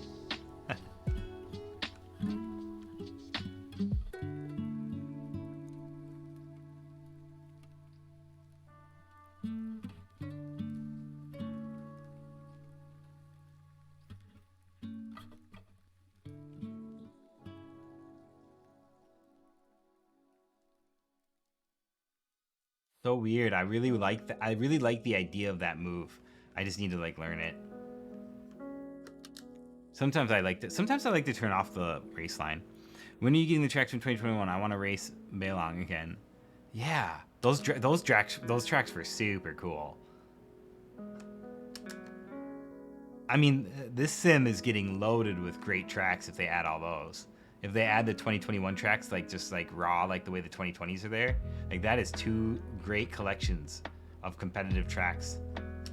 You know, I mean, they're not all perfect tracks, but there's some really cool ones in there.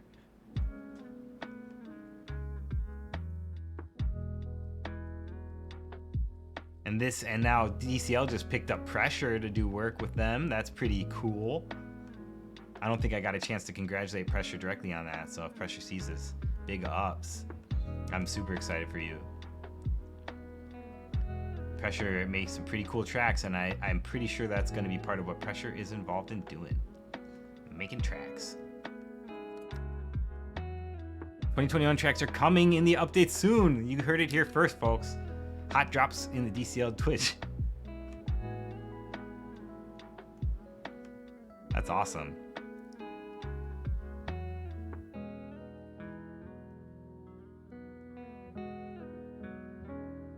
Is this like, would you call this like kind of a major beta? Or sorry, a major patch or a larger patch?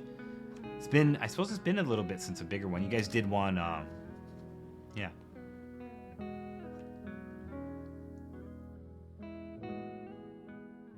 I'm not really up on like the version numbers and stuff.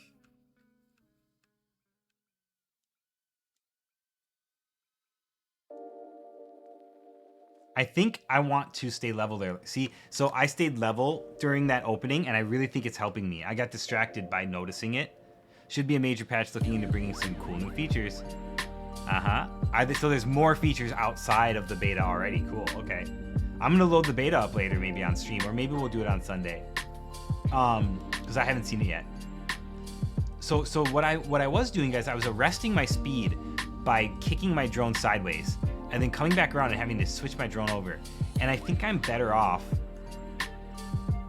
staying level because it transitions better. So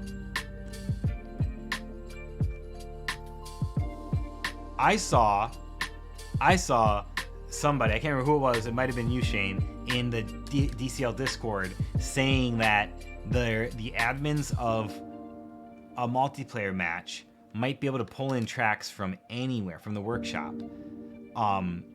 like during the match, which is just like that's sick. Most things have some sort of hoop you got to jump through to add a track before you like bring it into multiplayer. You have to leave the session. Very rarely can you do that from inside the session in any way. So if that ends up coming true, that's pretty cool.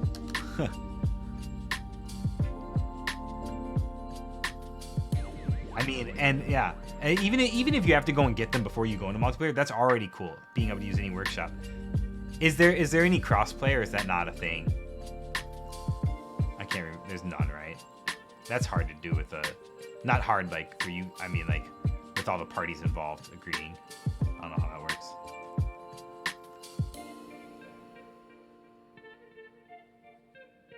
Because I would love to run tournaments for more than just. Having an actual like community race day would be fun, just even if it's just we just do it once for a time. Pretty cool. I gotta learn the track builder sometime. Okay, let's finish runs. Let's get at least 102. Like let's get like near my PB. We're gonna pretend we're racing right now.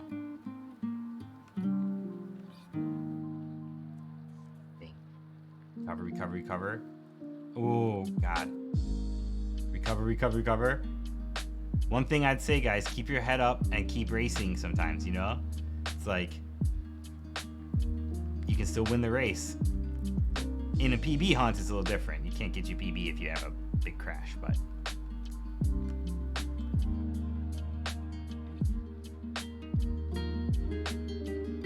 I'm gonna try and finish a few more runs, though, so you guys can see the whole track get completed.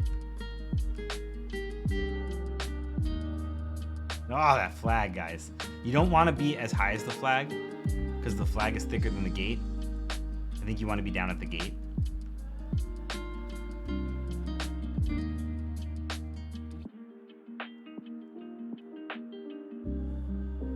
Hey, we did the end. Oh, we missed it.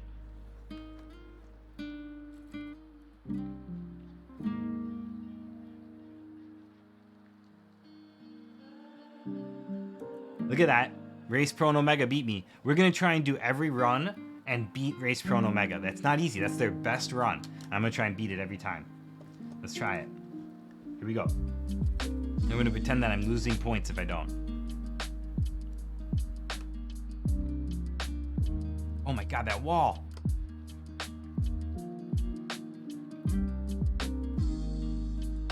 Oh my God. Okay, I got to climb. They're up right now on me. 1-0.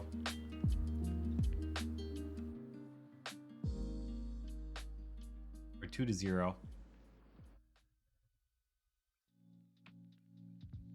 Oh, I'm gonna have to really grind my way back, guys. I can't make any mistakes. I gotta do it really well, or really good. There they are. We see them. We see them.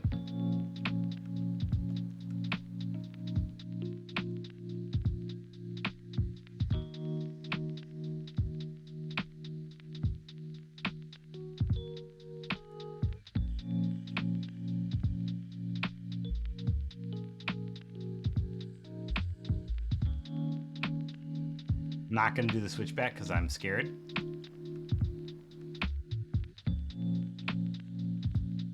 Okay. Thanks. Not the wall. Yeah, we were talking about that wall yesterday. Okay. So now they're up 3-1. 3-1. They got 2 points in the first one, and we tied 1-1 that time. So that's, maybe we call that a wash. This is 0 points for me. Okay, 0 points for me if I split them. 1 point for them if they both win, and 1 point for me if I beat both them. Okay, here we go.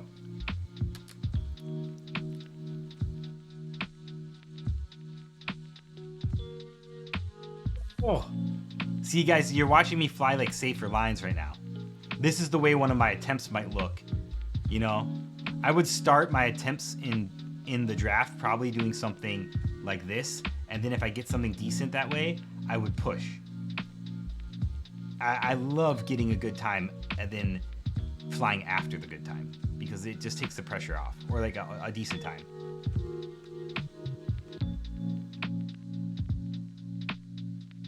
I used to be so stressed. Oops. Oh, God. Oh, no. Oh, no, they passed me.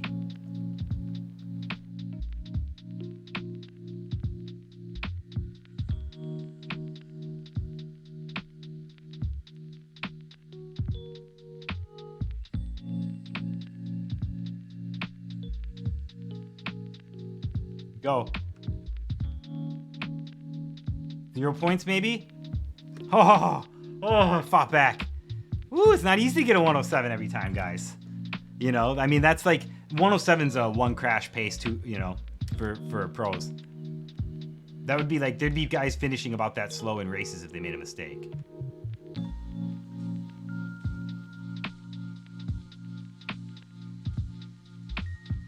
Oh, this is so wild. What fun.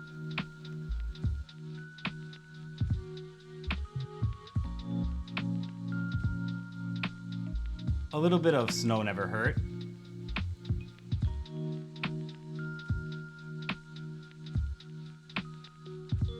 This looks like my neighborhood right now. Actually, it's not that snowy, but it's been a rather snowy winter here in Chicago.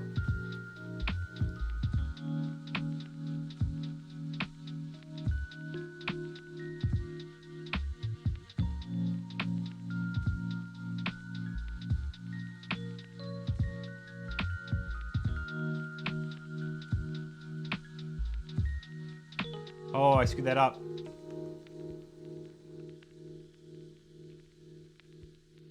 I let off.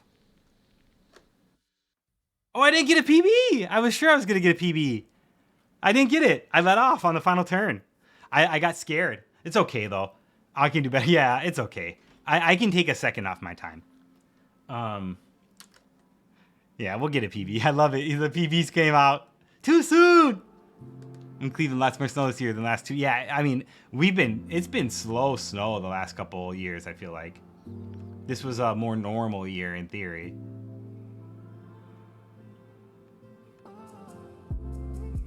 So it's been kind of weird. It's had really warm days and, you know, melting snow, and then like a blizzard that goes away. The next day it's like 50, you know, so. Oh, 50, that sounds like a lot to you Europeans. You're like, we're dying at 50. Wait, how hot is 50? It's a lot. Some summertime.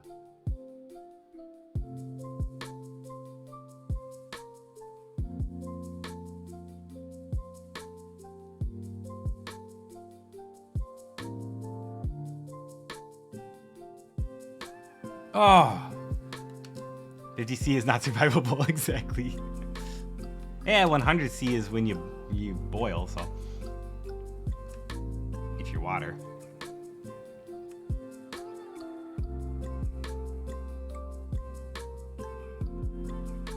There's some sort of like phytoplankton that can survive. You know, extremophiles or whatever, they survive at lots of C. 50's not survivable. I love it. 50 sounds nice and pleasant right now for me. Hey, my CPU's running over 50C, I bet.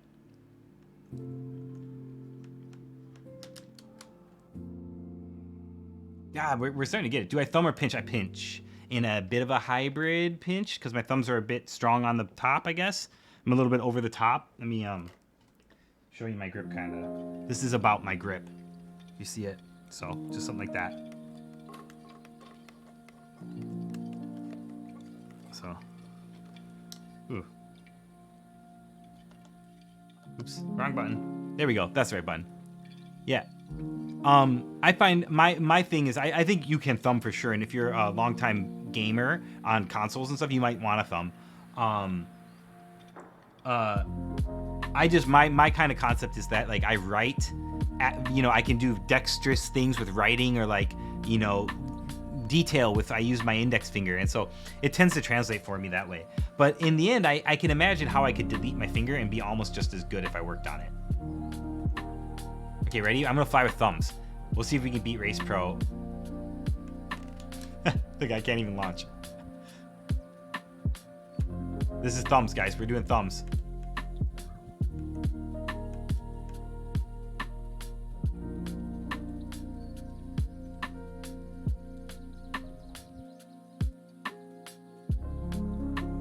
Oh, I wish I had a camera. It's hard to thumb, guys. Just beat my PB by 0.2. And get another 0.7 and practice harder. For sure you can. For sure you can. Yeah, but I could get used to it. And I have very low stick tension, so that probably plays into it. I don't know if that's a good thing for thumbs or not, but I'm very used to using my fingers to create pressure. I like create pressure, and it's very different when I'm thumbing. I'm much more goofy. I'm a bit of an operator. I've been, I don't have a ton of experience playing like shooters or anything on console. Like it never became like a thing I was that into. I always played on keyboard and mouse, and yeah. And then I used other controls. I did camera controls sometimes with RC remotes, and so that I pinched for also. I just remember seeing videos of 3D heli pilots who were like the best, going nuts, and they were always pinching. And I just kind of was like, oh, I mean, maybe they weren't always, but I noticed them pinching. I was like, oh, that's how you use those things. So I just assumed you kind of are supposed to use radios that way. But that was from when I was young, or relatively young.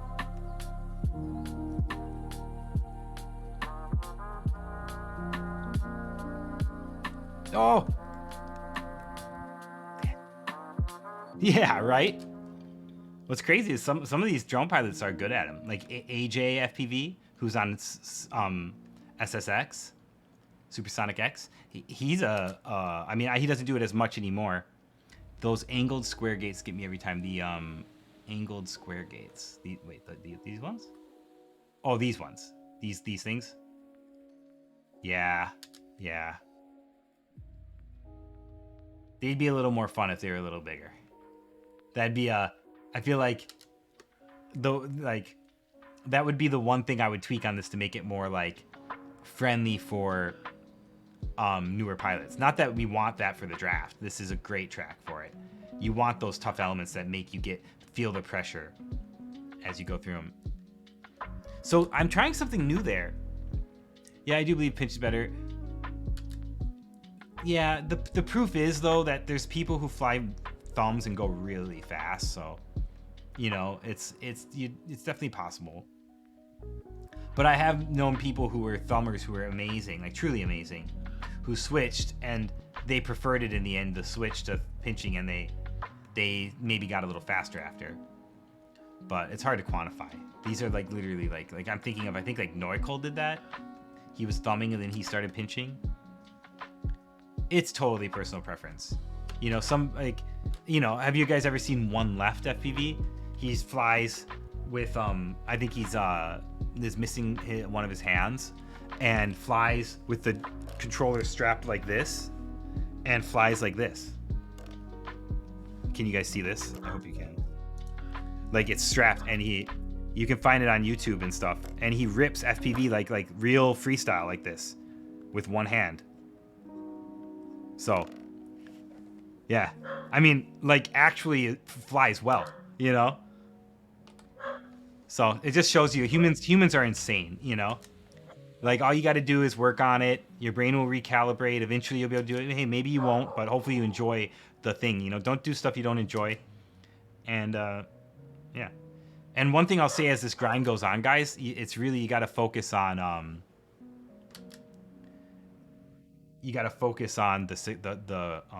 the wins, because at the end it's very hard to get PBs anymore. Yeah, isn't it? It's actually, the first time I saw him, I was like, whoa, this is nuts. I was like, that's like, it was like, you know, it's great flying. It's not like if you saw the flying by itself, you might get sucked into watching it just because it's good freestyle, right? You know? Definitely worth checking him out. I haven't watched enough, but I'm super impressed with it.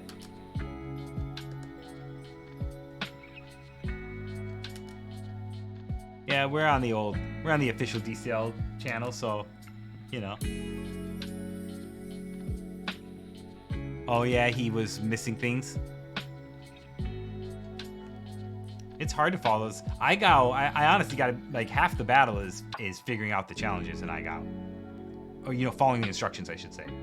But that's also like life. Half the battle in life is following the instructions. Oh, I'm getting it, guys. I'm getting it.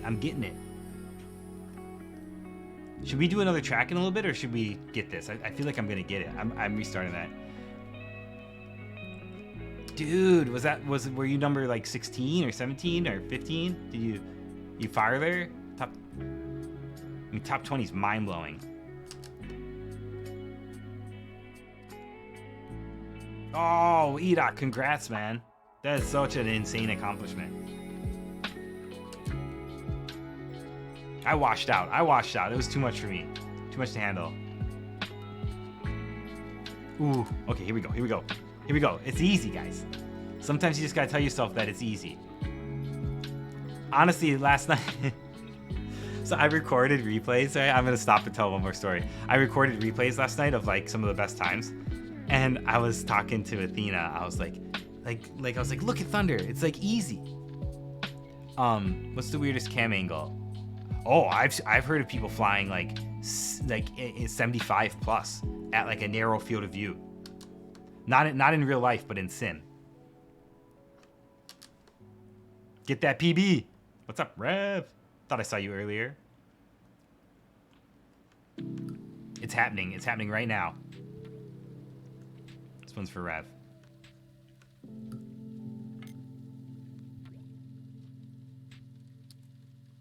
All right, Rev. That was your run. That's all you get.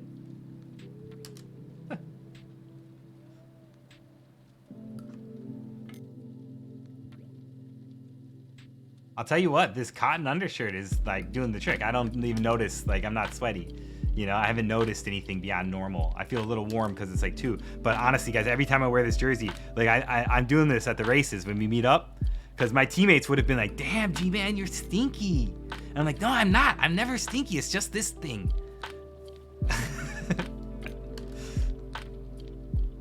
Like seriously, I'll never like smell outwardly very much, like, or not really, you know, unless you get in. But like with this jersey, it's just like I get sweaty. But this undershirt I think is doing the trick. Damn, I should make some more coffee. Who here loves coffee? Who is an energy drink person versus a coffee person versus a nothing? Don't drink too much coffee before you got to race though.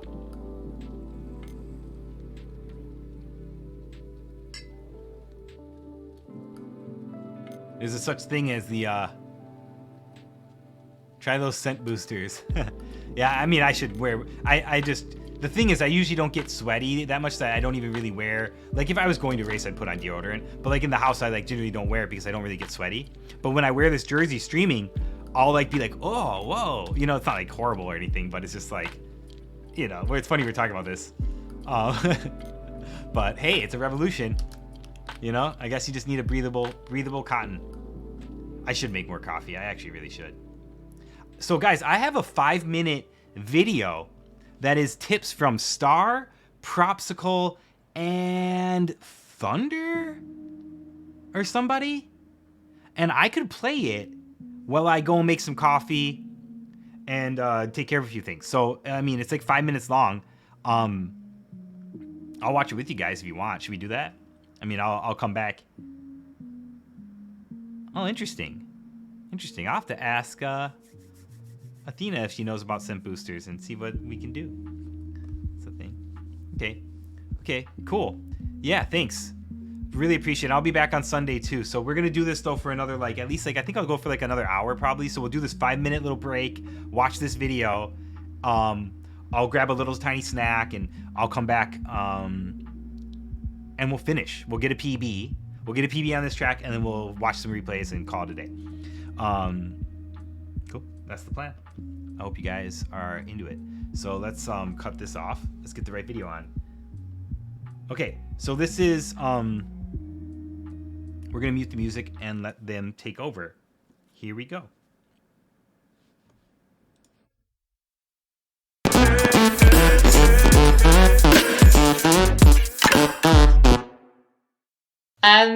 What's the best way to improve being able to fly in DCL the game? So obviously, you know, putting in the time, we know that, but are there, you know, certain things that you guys do in your practice routine when you're training in DCL the game that you feel have been able to help you become better pilots? I might go first with this one. In my opinion, the absolute best way to improve in sim racing or racing in general is to find someone on your same level that wants it as bad as you want it to. Like during the past 2 years, I always found pilots that I was grinding a lot with because I just didn't want them to be faster than me. Okay. Like I brought up the example with Halo Walker back in the day, grinding for the DCL Draft 2 in 2020. And each day I woke up, the first time I checked was, did Halo Walker beat my time? And if he did, then I would just go onto a 2-hour grind session and get it back. And then he probably sees it in the afternoon and was like, oh no, I ain't giving Star that heat. So he started grinding. And like, if you find someone that pushes you and you push him, then that's the way that you both obviously gonna improve a lot. But in my opinion, that's also the best way to just start learning new stuff and start flying out of your comfort zone to get faster.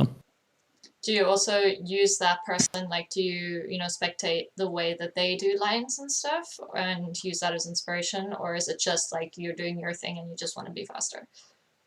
I think usually at some point, I mean, at the start, yes, you should absolutely check out some other lines from faster pilots because you can learn something from that. But at some point, the lines are going to get super similar. Like there's, in these races in DCL, you saw sometimes pilots taking a turn from the left or from the right, but in general, the lines were exactly the same. So you don't really need to watch them. You just know they're going to do the same thing. You maybe check one time on them if there's something weird, some shortcut or something that you're missing. But in general, everyone flies basically the same line, and then you just try to make it as fast as you can. Ashton, what would you say your number one tip to getting better in sim racing would be? Yeah, Thomas, that's like a really good thing to do. I unfortunately don't have many IRL friends in FPV. They have all kind of left.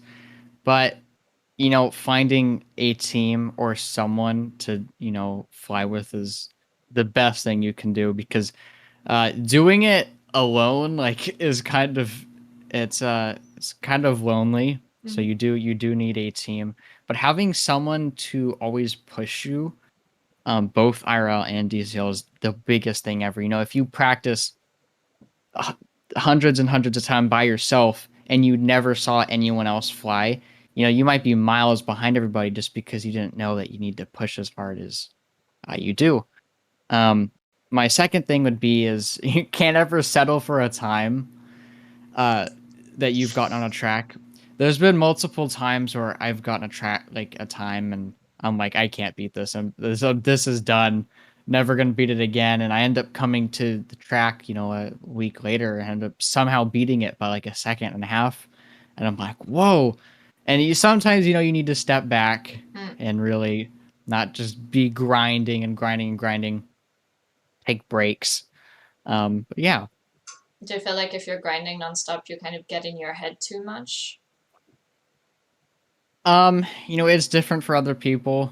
I know, like, some of my teammates are, like, yeah, they can play for hours and hours on end and somehow never, you know, seem to get tired or anything. That's not the case for me. I need to take some breaks and step back and be like, oh, I'm keep hitting the same spot. I need to change that.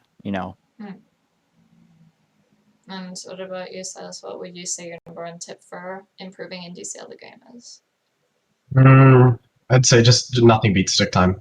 It's so hard. Like stick time is just so important. I mean, you basically just can't go wrong with just having repetition and flying over and over again, and putting in those hours. But outside of that, I think knowing your lines and knowing why you take those lines is really important. I'm a big believer in studying lines and figuring out the best way to enter gates to find that perfect apex line where you're going to keep the most momentum. Me and my team, we do that a lot after races. Is after group practice, we'll go through and look at, oh, why do you take this line? Oh, you're going a little bit wider here to carry some more momentum through this next gate. So I think studying your own lines and figuring out where you can carry more momentum or go tighter is also really important. But then again, nothing beats stick time.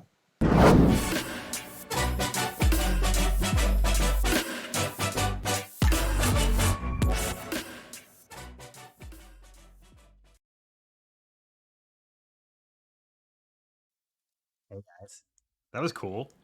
That was actually my first time watching that clip. All those guys. So my coffee's like 1 second away, so we're just gonna AFK for like another like 2 seconds. Let's watch this hype reel real quick. We'll play one more time the draft selection hype. Get pumped. Oh, actually, there's a season recap. Let's watch this season recap for a second.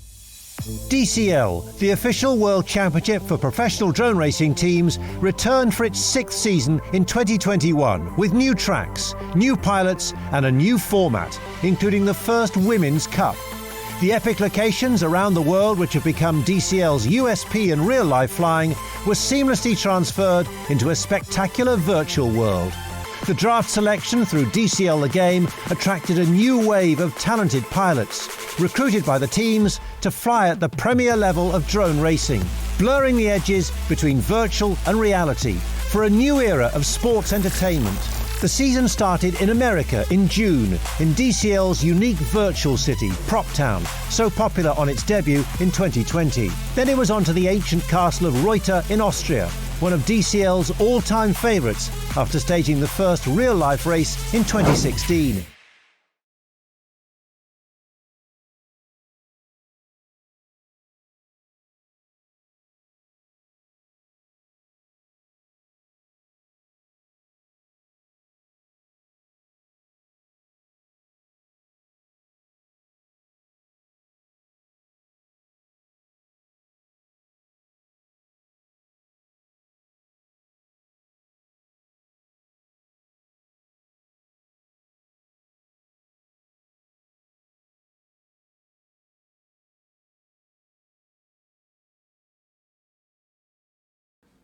Yes, I was saying yes.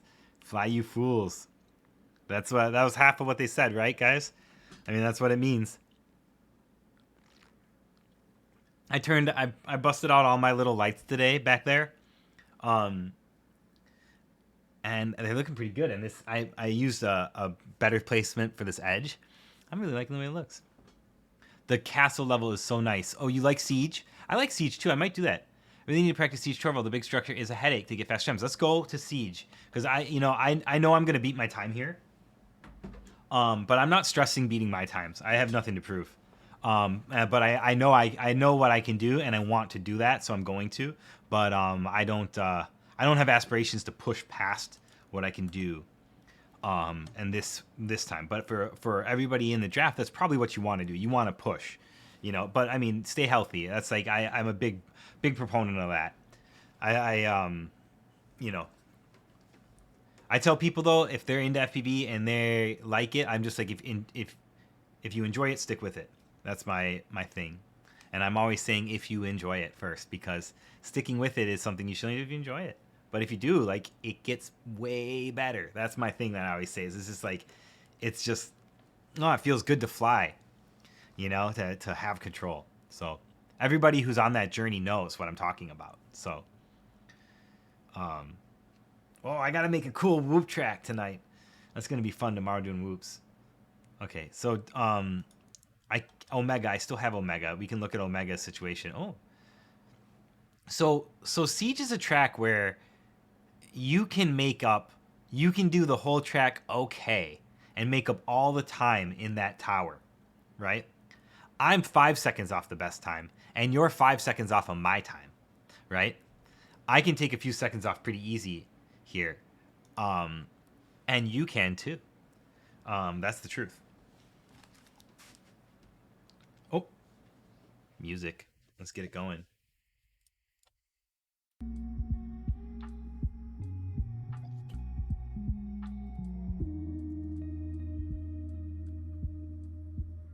So, this is an interesting track. You gotta keep that tight. Pull this up. I love that. I just love that. It's like, that's something that might take, for me, that's something that just became like, honestly though, when you watch like Thunder do it, there's such a smooth flick to this that it's actually kind of wild. Same with Shane. They're really just nailing it. And so, here we go. Let's see. So you come around this corner, you want to apex right there, and then if you look, when you come right along this corner here, you're lining up right with it. Come in, big switch, and then right into a fast ascent. And then you got to be ready that at the end of it, right here, you go bop, bop. I know this is like, oh yeah, obviously, but in my opinion, I think the most important thing you can work on, the most important thing, what's good, what the good thing is, if you've been avoiding it is actually the land of opportunity for you, right? When I did my first draft, I made all of my progress and ended up getting my highest ranked run on Oil Bando Factory Tour. And Oil Bando Factory Tour kind of puts this track to shame in terms of the craziness that's going on throughout it. I mean, yeah, this has a technical section, but this technical section is actually pretty straightforward once you kind of get used to it. Oil Bando Factory Tour, on the other hand, is kind of like, it's pretty epic. I don't know. You know that track though, maybe. Okay, so we cut this corner. Boom. And then, wait, oh, I see. And then the most important thing is the entry. Yeah, I mean, that's the thing, right? I think that there's a lot of pilots who look at an element like this and they feel at home. And other pilots look at an element like this and they're like, oh, they feel intimidated, right? And I look at an element like that and I say, oh, that's an element I can build time on against most pilots, right? So that's the perspective you should have on it, because if you just practice it, it's gonna unlock so much. That downward section that I did might be the hardest to do very fast. I don't know. I do that weird.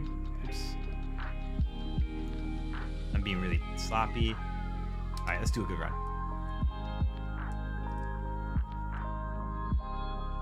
Oops. Okay.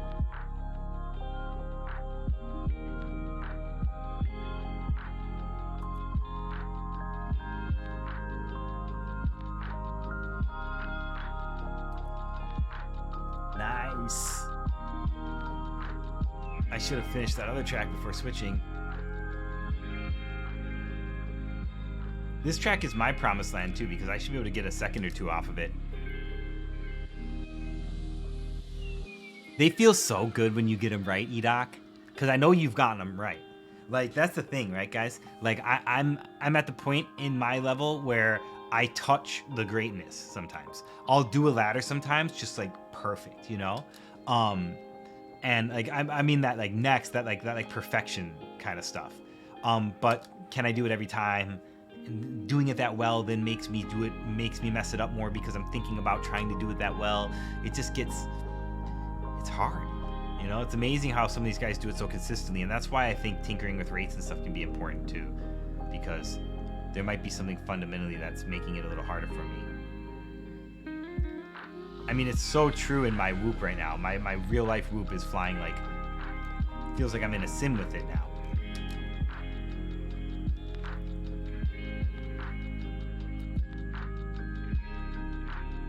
Yeah, isn't this cool, Gilbert? DCL is going to be experimenting with stuff like this, so who knows? Maybe they'll have other people, maybe they'll have me again. Well, I mean, they're definitely going to have me again unless they don't like what's going on, because the plan is for me to do this upcoming Sunday for a more NA centric time. So around the time, I think we'll be starting at like 4 or 5 my time on Sunday. It'll be like 10 p.m. out.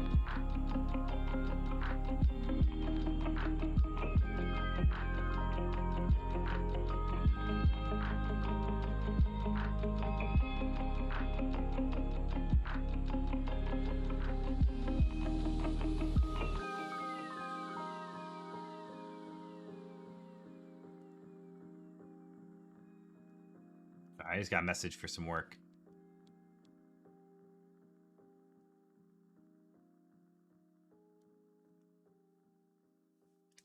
Yeah, this, negotiating some prep rate on a gig, and they're asking if I can like include my gear and kind of that extra rate. I'm like, sure, whatever.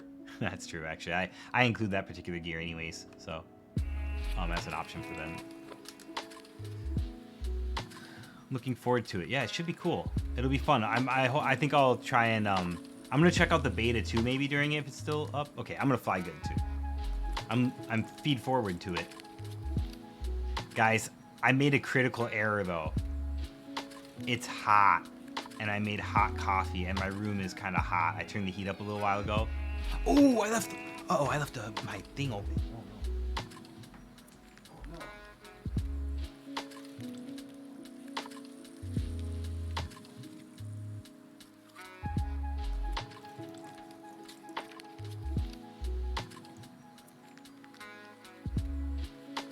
The SWAT team just showed up. No, but is it smart feed forward? I mean, it's not dumb feed forward, but smart feed forward takes the audio from your motors and guesses how fast you want to be feeding your family and how much they should break or not, if you can afford to.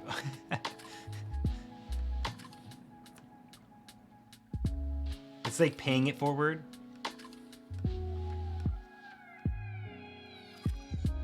Yeah, I feel like I don't have enough rate in that section. I feel like every time I'm going through that slalom, I'm like, full stick, full stick, full stick, full stick, and my drone's like, okay, gMan. Okay, gMan. Okay, gMan. I'm like, oh, buddy, let's do this. Come on, kick it. We got a turn here. I don't know if you guys get what I mean, but... I'm like, I'm turning here.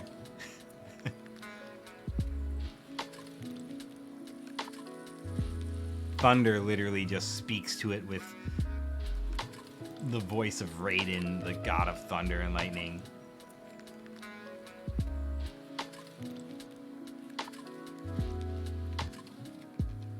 The other, I don't know. Pretty perfect name for a guy that joined Raiden Racing. Because if I'm not mistaken, Raiden has to do with... At least my Mortal Kombat wisdom tells me that it has to do with lightning. But, most of my cultural understanding of the world comes from Mortal Kombat, so we're doing good. I'm gonna just go up to Shane and be like, get over here. Here we go. Maybe I can get a purple shell. Hey, if any of the DCL devs are here, can we get a purple shell or a blue shell, whatever color your TV would show it as? You know what I'm saying? A little bit of something to take out these guys. All right.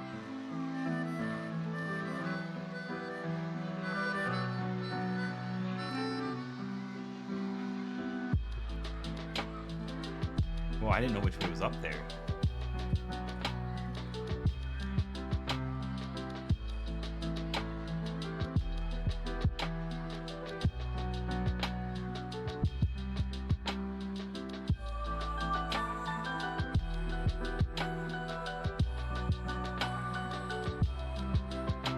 Try to ride the thing.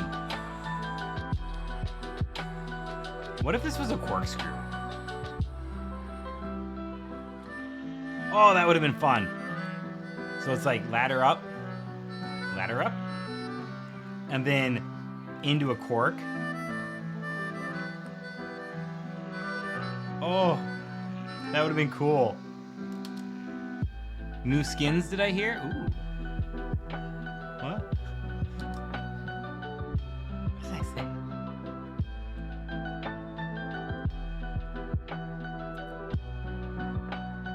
requested something crazy from the devs. Oh yeah, that'd be fun to riff on a turtle shell. Don't get sued by Nintendo, whatever you do. I heard they're litigious.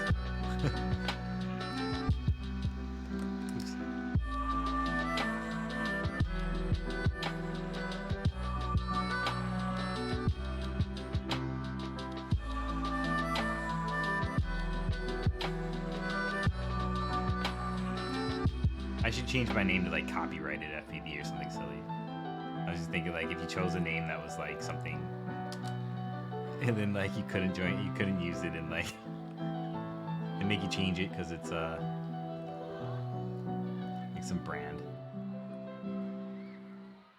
Nintendo FPV.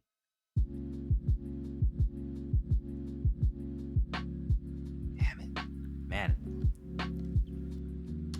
Yeah, there is like a turtle, but is it a big shell? There is a turtle, totally. I used to hate flying against the turtle. Oh, I hate that turtle. Yeah.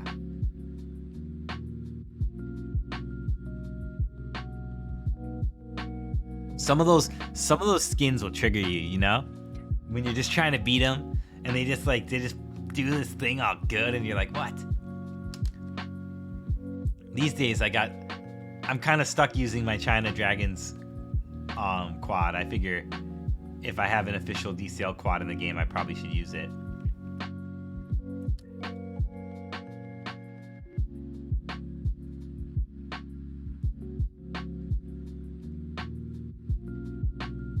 Yo, DCL, I'd give you the art for my gMan. I'd let you guys make a skin out of it for sure. Well, I'd have to ask my wife, but you know. She'd be like, yes. My gMan drone man. The thing is, I'd want it to have the braid, the hair braid, ideally. But it doesn't have to.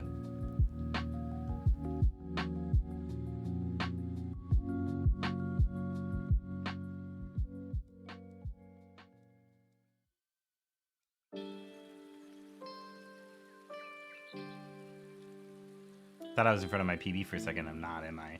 Oh, I am. Getting gapped by a unicorn hurts. Definitely.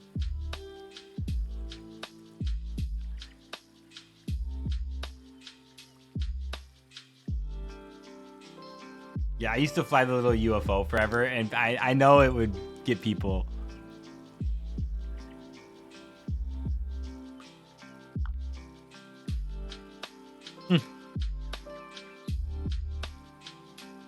Yeah, the cash flow's easy. I was playing hardball with this stream, guys. Check it out. I was playing hardball with how I, negotiating with the DCL team, like, what can you get me for doing this stream? It's a big deal that I'm gonna do this stream. And I was like, how about you give me 300,000 in-game dollars? And they agreed. Can you believe it? They gave me, look at that, I have $2.3 million. Who do you think got the good deal there? Right?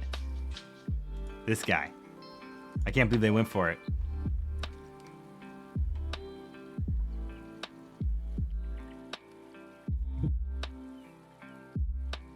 They're paying me the big bucks.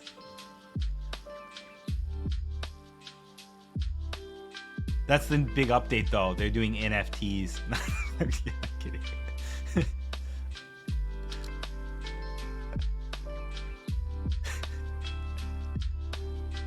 Yeah, can you believe I like, wow. I really took them for a ride.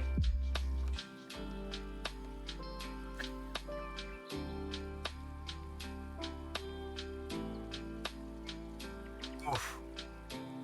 Someday, you really just gotta, these split S's are, there's a lot of time to be had just by pre-turning them just right. That's a turn, so that second gate sideways when you go back, that's one of the other time saves on this track that I've been missing. Just because I haven't ever tried to optimize this track, so it's kind of fun to do it. Woo, that coffee got me hot.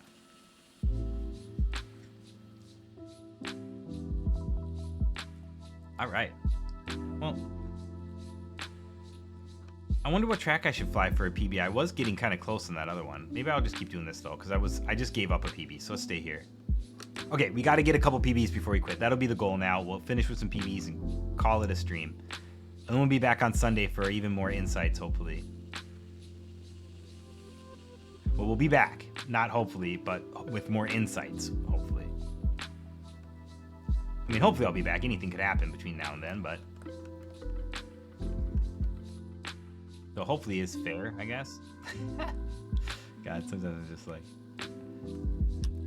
I like talking when I fly sometimes, those guys usually, I've had some really good PBs when I'm like thinking of an idea and talking about it out loud.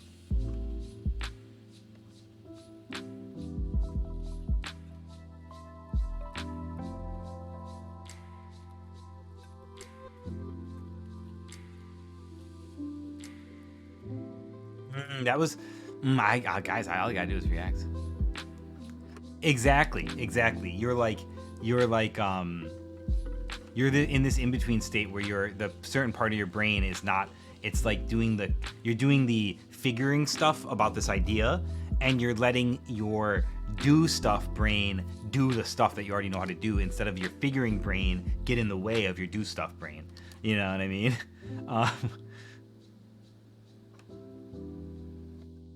Now, can you get a PB while you're fully focused with your thinking about stuff brain? For sure, you know. But yeah, a lot of times when the grind is going on, oh, man, it's so extended. What is wrong with me during that?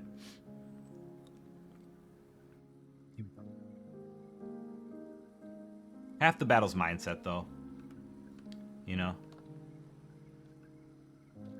I love being on a team though, because you can rely on each other, and I feel totally different types of pressure on a team, where I don't feel as nervous generally when I'm on a team, because I feel more like I'm doing my job and I'm here, and if you know, I got to do it for them kind of thing. It's not like pressure to do it for them. It's just like, it's like the understanding that we all have each other's backs, and we're gonna do the best. And if one of us screws up, somebody else is gonna do good. That's kind of my approach to teams, and yeah.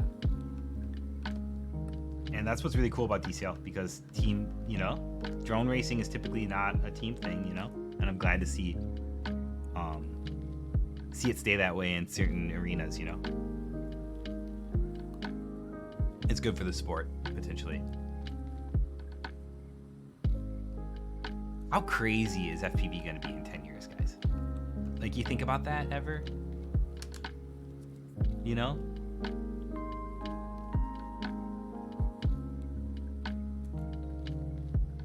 Yeah, I'll tell you what, there's a lot more pressure as captain. I felt pressure with my VRL team this last season because of the, you know, I felt I owed something to them and everything. So, they didn't put pressure on me like on purpose, but you know what I mean? And they weren't really. Barack and Atakan did early. They were like, we gotta do this. And I was like, we will. And then we did. It's interesting to have teammates spread across other teams like in DCL. And it's really cool to have teammates that you compete with in the future too, because it makes it a lot, it can be so competitive, you know? And it really changes things. That's really cool, Edoc. Yeah, honestly, I gotta be honest. I'm really excited for the whoop outs, because I haven't done enough team related stuff. And so, like, we haven't worked together on our lines or anything at all, really. We've just been kind of, you know, we share, we're tight in terms of our strategy, and we share info about the grind, and we celebrate our PBs together generally, and we talk about our goals, but we aren't like actively working together yet. And so the fact that we haven't done it yet is encouraging to me, because we're already doing really well. And so if we start doing that, hopefully we can do even better. So you think the pressure would feel so much worse to the team, and I actually understand that. I think one of the reasons people like having me on their team, and my teammates can chime in if it's true, is I've heard that I break the pressure a little bit, You know, I'm a bit of a nervous talker and whatever, but I'm a joke maker. You know, I like to like, you know, we like, like, you know, we take the edge off by like not taking it so seriously for a second, you know, but not goofing around by any means.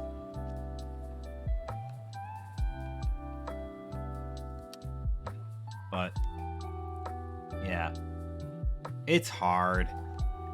It's this, anybody who makes the draft this season is gonna have who gets drafted, they're gonna have their work cut out for them to compete internally with their team, but they're gonna have a great opportunity to train. So, you know, it is what you make of it, right? And so if you get the opportunity with a team, or if you get reached out to a team, you know, let them know that you are gonna work hard, that you have the time, that you want to do it, right? I mean, if they're asking, I think that is probably can go a long way in this draft. You know, the fact that you're willing to, you know, be at every team practice at what, you know, if it's going on, or put in more time, you know,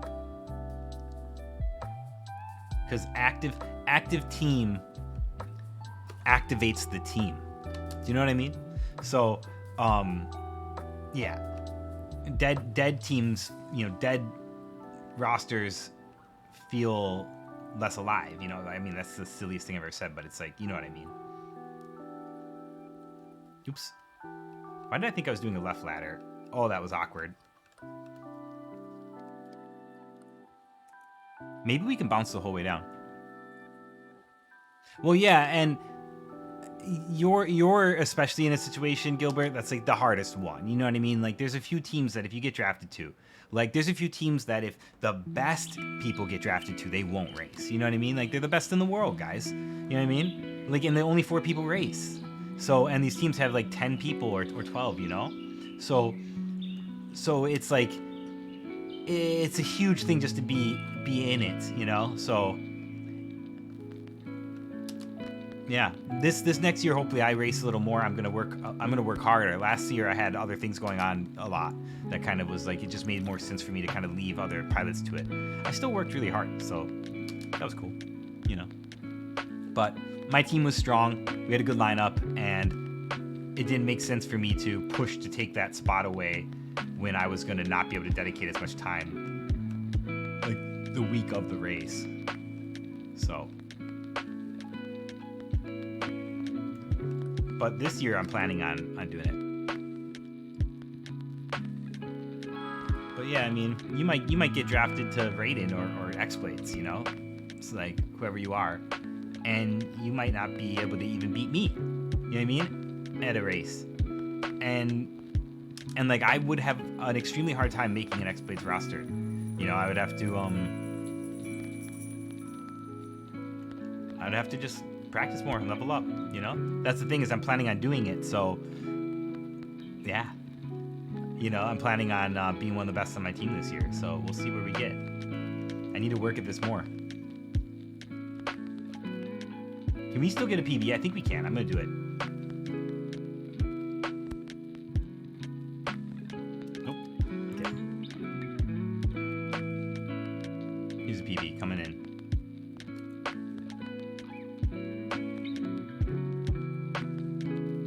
I'll tell you what, Edoc, the league we're in, Weebleed's league, is especially pressure filled for the captains.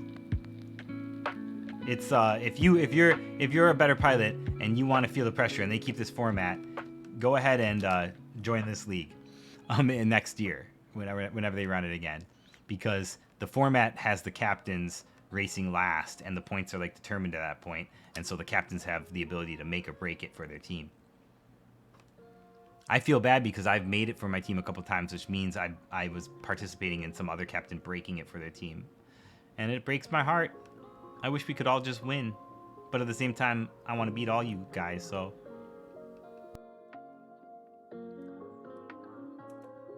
I'll be honest though, there's an amazing competitiveness in this community, but there's nothing but love and respect for each other. It's really, really, really, really, I've really never seen like top pilots being very disrespectful to each other at all. So it's pretty cool, you know? I mean, that's how most things are at a certain level, but usually sometimes there's something or somebody. But I think we all have a lot of mutual respect. We all understand. You know, the proof is in the thing sometimes. Yeah, Gilbert. You know, it would be interesting. Next, somebody should talk, like Smeeland and whoever else, and people like you. You should talk to Zotek about him either sponsoring, if it's in his interest at all, or helping you guys spin off a European time zoned one, and maybe even we do 2 seasons, and then there could be like a final grand final where like 2 teams from the NA league and 2 teams from the EU league like meet up. You know, that'd be so cool. You know, it's like the World Series or something. The World Cup.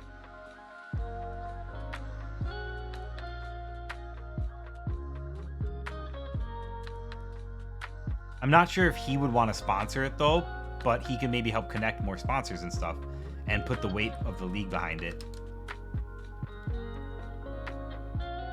Yeah, exactly. It's like just, and maybe he can, maybe it can still be associated with the Weebly League so that there's a, you know, maybe there can be a bit of a collaboration. Hey, who knows? Maybe Zotek's looking to stock his batteries in Europe somewhere and they can make a whole set deal, you know? So, you know, there's, who knows? Because there's partnerships all around.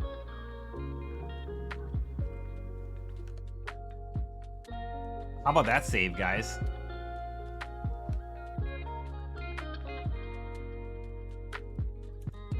So crazy, it's fun. Yeah, and I'm sure that with if Zotek was willing to help, I bet, you know, he pulls all that together, and I'm sure he could guide, at least like as a advisor. And then being able to use the same, like make it actually associated would be really cool. Weebleed presents the E-Bleed.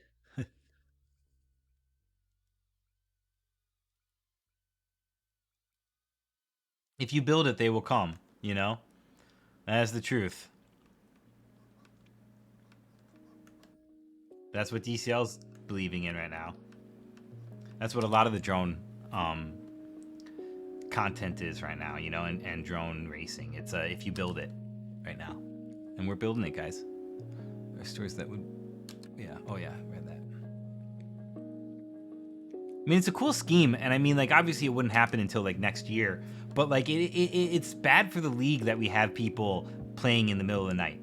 You know, not that it's bad. It's just like it's not ideal, and it makes the drafting harder when you have pilots who are like in Europe and playing on a Sunday night at 3 a.m. It's like, oof.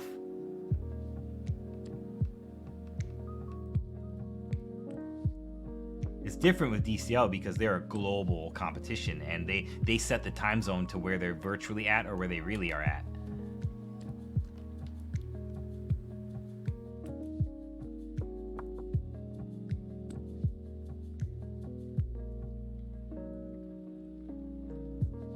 Oh my God! You just reminded me. There's a Whoop race event tomorrow, outside of the city here. Maybe I'll go to that. Maybe I'll convince Athena to go.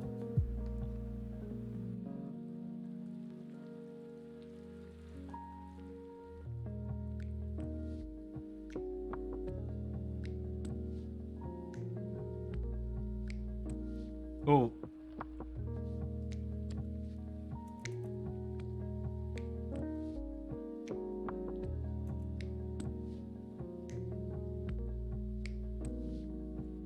That's right.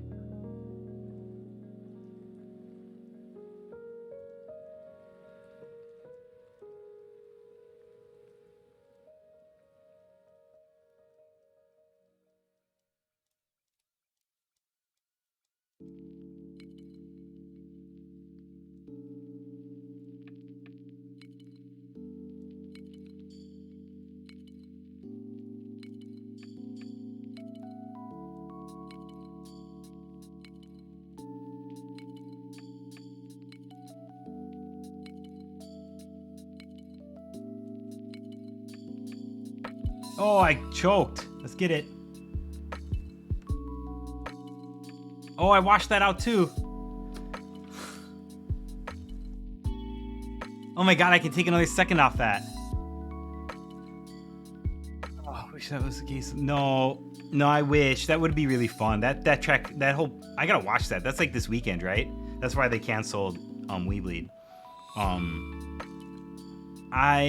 Or postponed it, I should say. No, it's just at this place called the Odeum. It's like a little mini convention center place, and these people rent it out, like the Chicagoland Club. I've never gone and raced with them, so I might do it this weekend. Oh, excuse me, on Friday.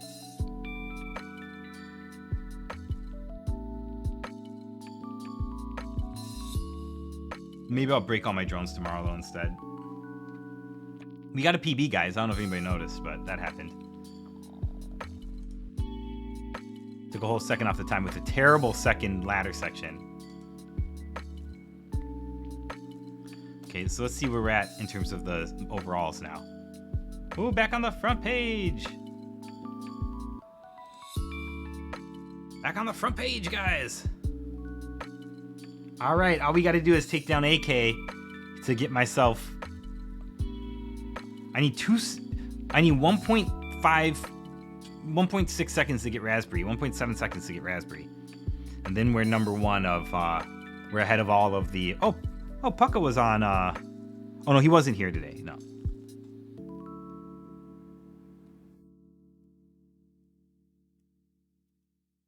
Game about the ending. Yeah, it's okay though, Gilbert. It's feeling easier and easier. I should keep flying that track, probably. Part of me, though, wants to do this one. I should do Frostbite, though. I was so close to getting Frostbite. I'm going to do Frostbite real quick.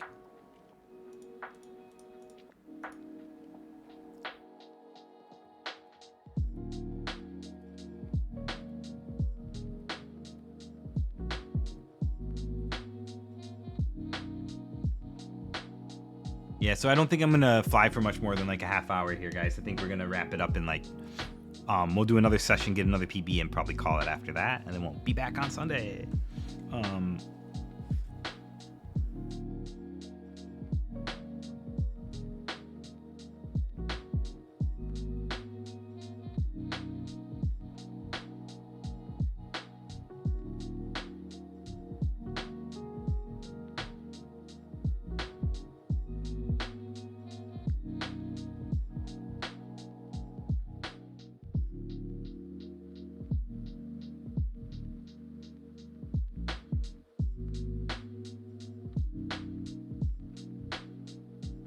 Oh, wow. Oh, my.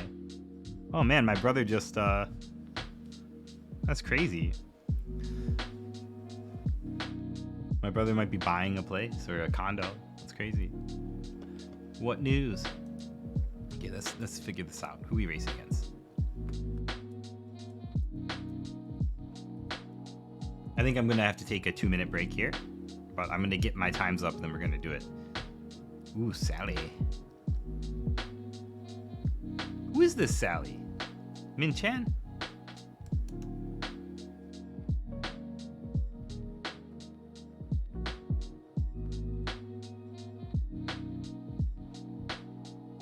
Let's catch Raspberry. I think if I catch Raspberry, what is it? Yeah, if I beat him, I'll probably get the time. I'll probably pass him. Let's do it. Well, no, I need 2 seconds, so never mind. Ooh, that's a good question. But look at the image. Yeah, what is that flag? Let's see. What was I looking at again? Oh. Here. Sally.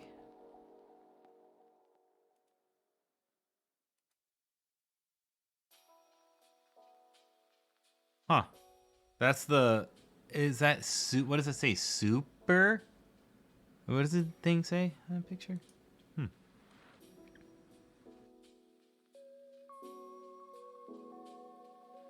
The Russian flag? Is it really?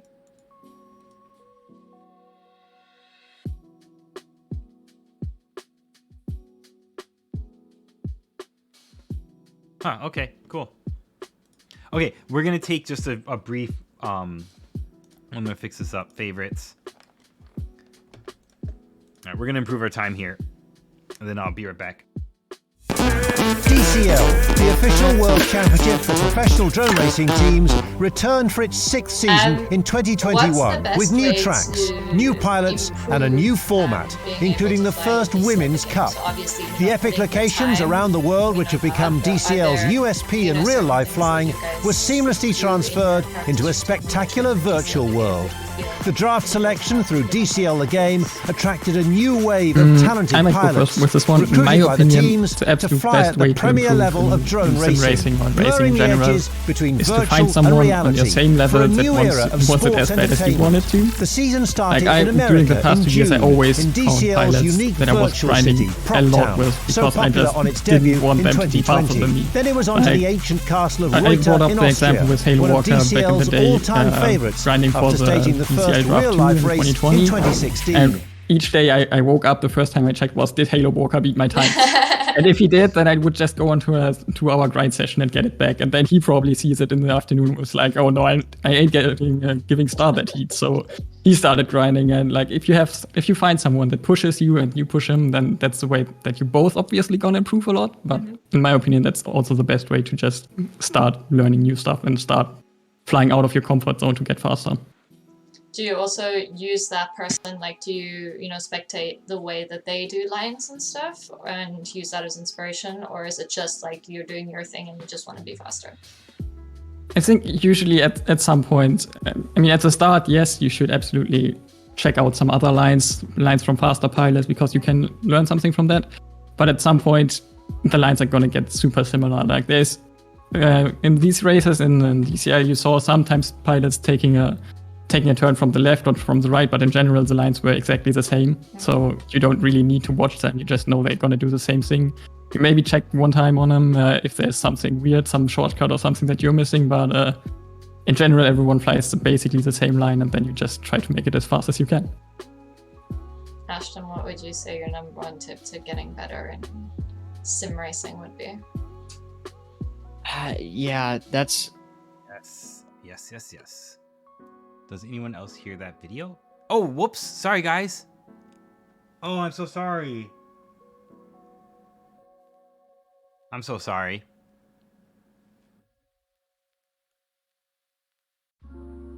Nice, Omega.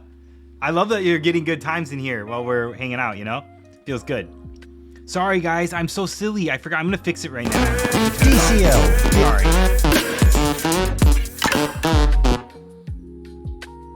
So sorry, guys. I didn't have a preview, and I never have those videos in my thing. I should have built a new scene for them. I hit my button, and I forgot they were enabled. It's like, wow, here's 2 videos at once. gMan just needed to go to the bathroom real quick.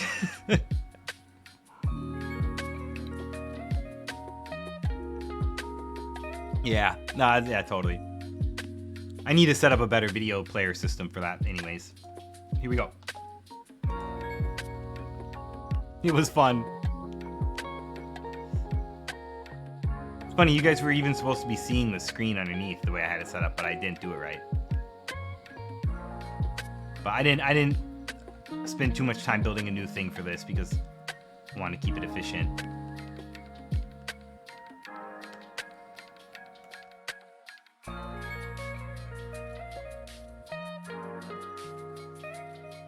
Nice flying, Raspberry got me through that. I had a great opening.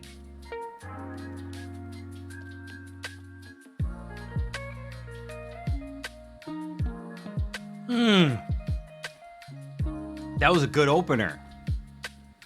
That was a good opener. I'm gonna promote my Whoop stream all over tomorrow on Discord and in every simulator channel because I'm not flying anybody's sim. I'm flying real life, and everybody can get behind that. And yeah, it's gonna be cool. I have a ton of batteries, so we shouldn't run out.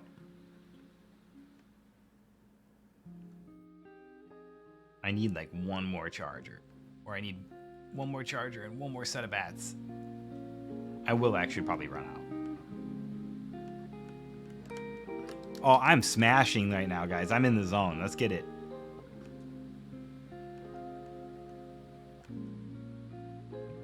Ooh, that bounce. I was like, I don't want to steer. I was like, this is it. I'm perfect. If I don't steer, I did it almost perfect. But then not steering was not the move. Not the answer. There's no way to do that without steering.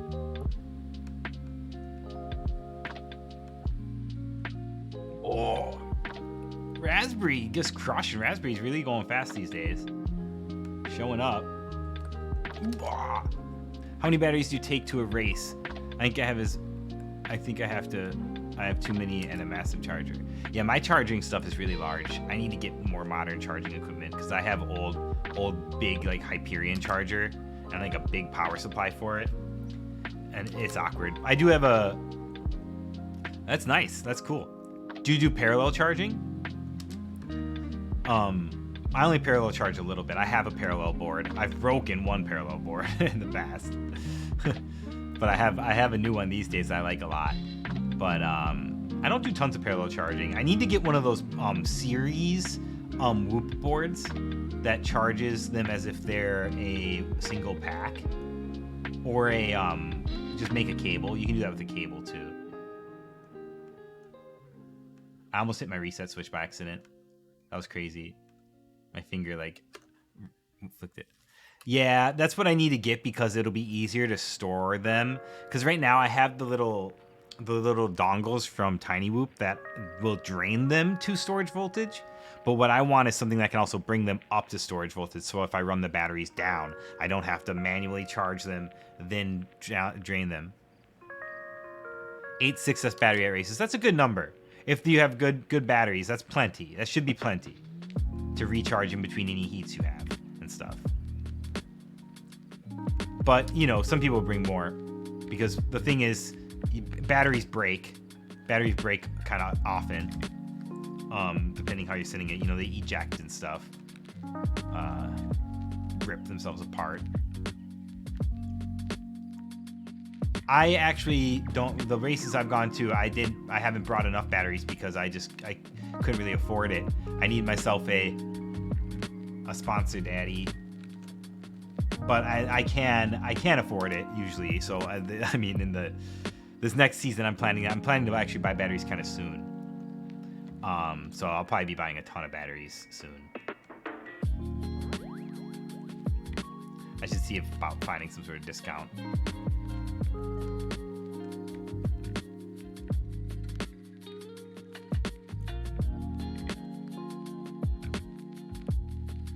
And maybe I should try and buy batteries with my, like, I can get Ethereum rewards, and Ethereum is low right now. Maybe I buy a bunch of batteries and get some Ethereum on the cheap. Oh.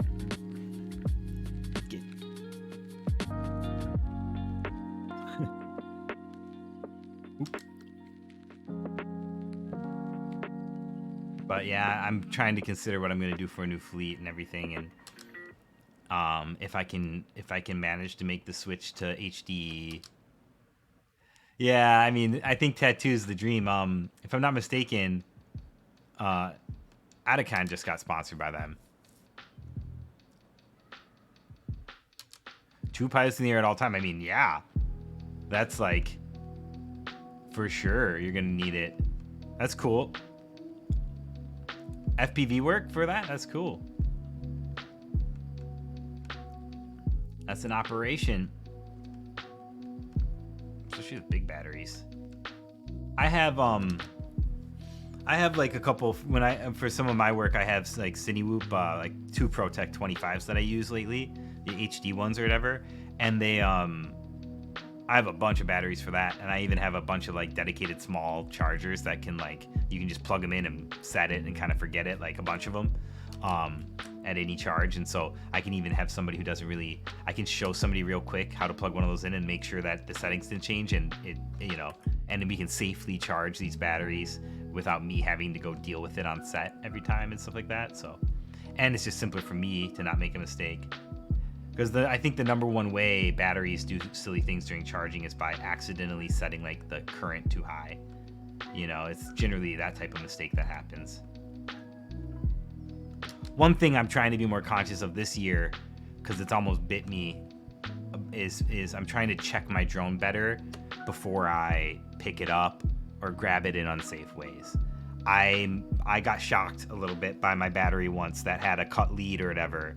Like, think there was some exposed stuff, and you know, you should take a gander at your drone before you touch it. If you've been through a crash, that's like a pro tip to save yourself from getting shocked or frying some other component. That's why I was scheming to train a dog to go get drones from, you know, so you don't have to do the walk of shame, but it'd be too dangerous because of the batteries, you know?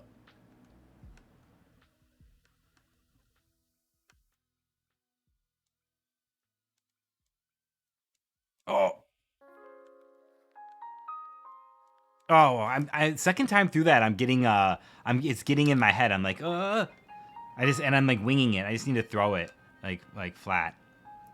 Well, my PB is gonna fall soon. My PB, this is definitely my worst one. So, my PB is nowhere near my actual. I think my actual PB here is probably more like sub 101. I think. I can't remember. I feel like I would love to. Ooh, I wonder if there's an easy way to check, because this was totally a trial and I totally did it. Totally. Oh man.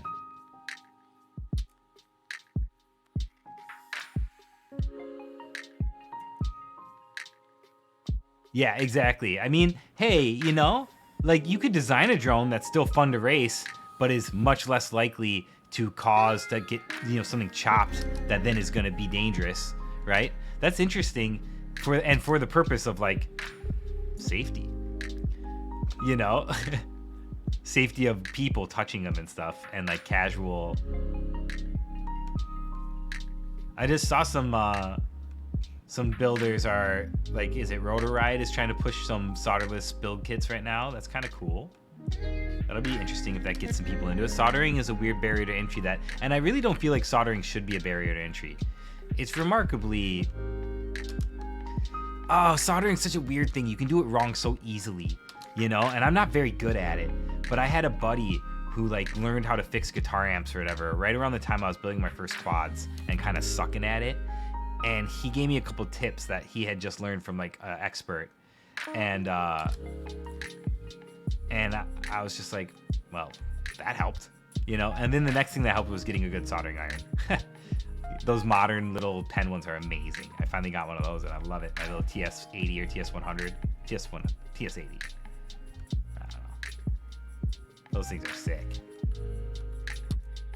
Who would have thought I'd be talking about custom firmware on a soldering iron? But that's where we're at. Though I don't use custom firmware on it yet.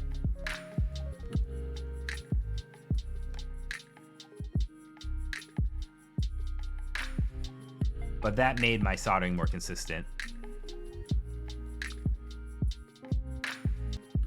Having a little soldering iron. I had like a decent one before, but it just wasn't right.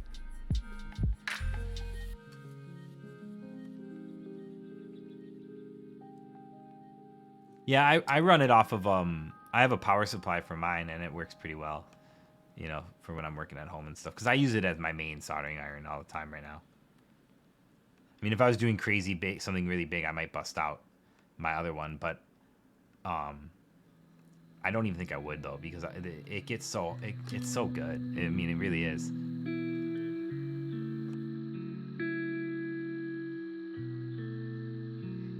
I think the power supply I have, though, is like 20 volts or something, so it's like 6S.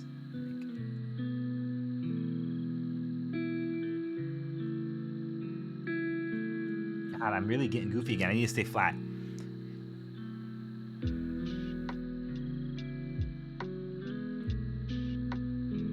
Yeah, that's a great goal.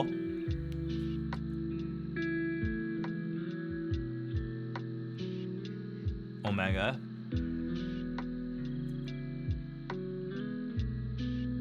Isn't that crazy?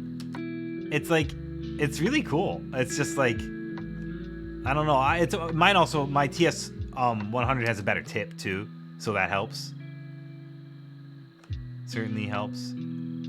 Like my other one's tip is kind of not ideal for a lot of the soldering I ended up doing. But yeah, like you can crank that little sucker up and solder the battery. Like I used to have so much struggles, and I use Flux more too, so that helps. But I used to have so much more struggles, like getting the negative battery lead to go onto like a ESC.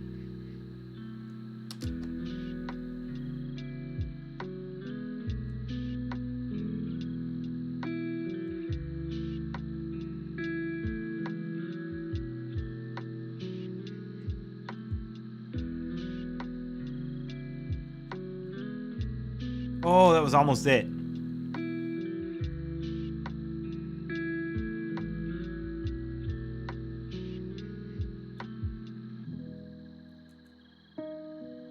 Hey, yeah, if you can be one of the first people to put down attempts on draft day, and your attempts are good, it's gonna look good.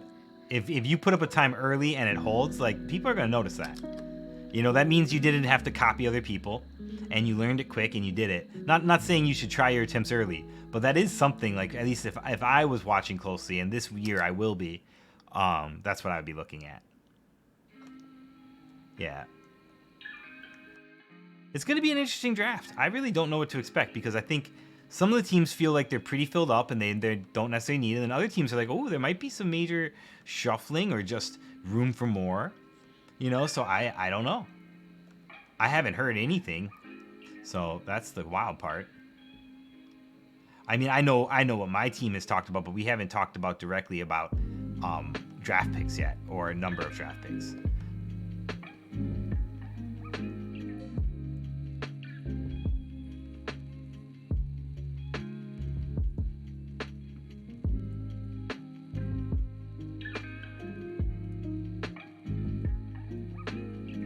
I wouldn't be surprised if those discussions have happened. I'm not part of that decision-making process on this team, but the team seemingly welcomes. You know, we all scout, so.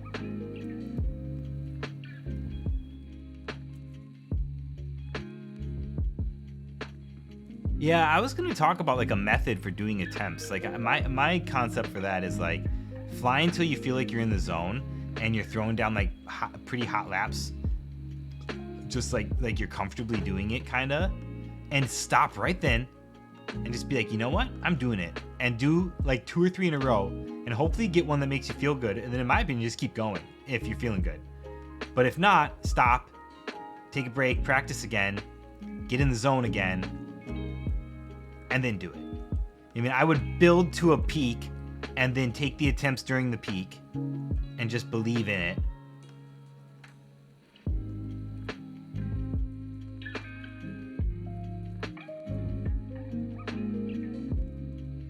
Oh, I gave it up. No! Oh, why did I rush? I was about to say I could take him on the next part. I believed that I could get him in the next part, and then I just screwed up that thing.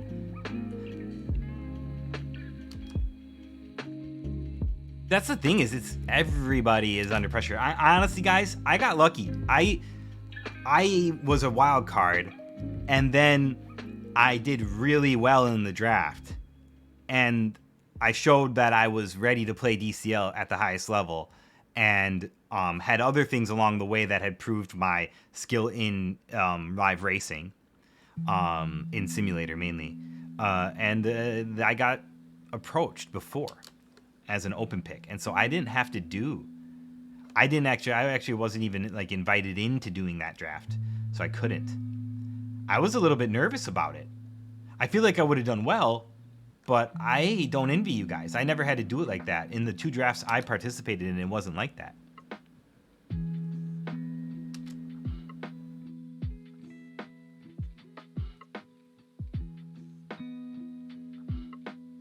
Well, your flying looked good when I checked it out.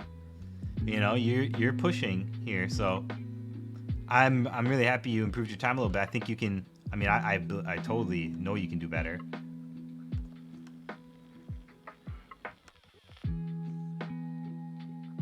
Any improvement is awesome, you know. And the later in the draft, the smaller the improvement, you know, it still feels good. Ooh. Ooh, I almost failed. I almost hit the ground there.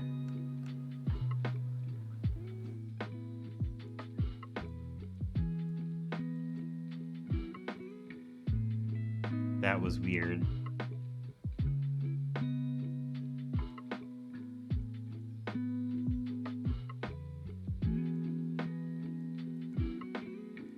Did I just choke? I just gave up so much time at the end. PB! Yeah! Gotta love it. Pretty cool. Kind of wish I at least tried the last draft trials, but I was 100% in moot mode. Yeah.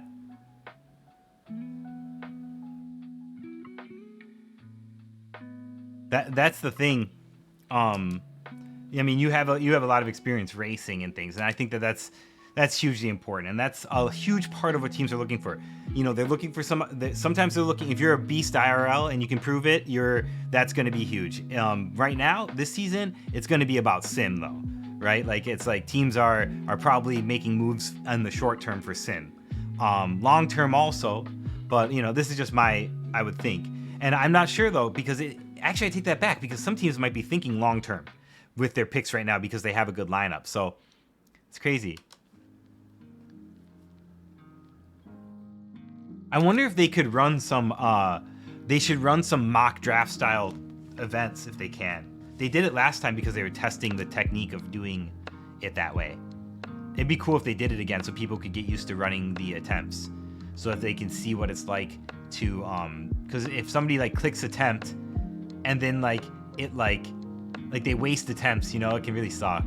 So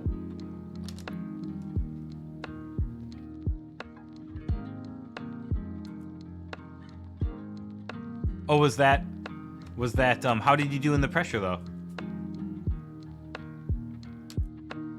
In real life racing, it's like, I don't know, the pressure can be more.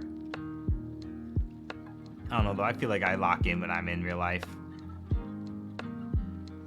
But yeah, I don't have enough real life racing experience yet, but this summer is going to be a whole different ballgame. I'm coming in hot, ready to win. Betaflight 4.3's got me going. No more of the day of me not having a tuned quad that flies right. I'm going to choose a preset, and it's going to be good. You know?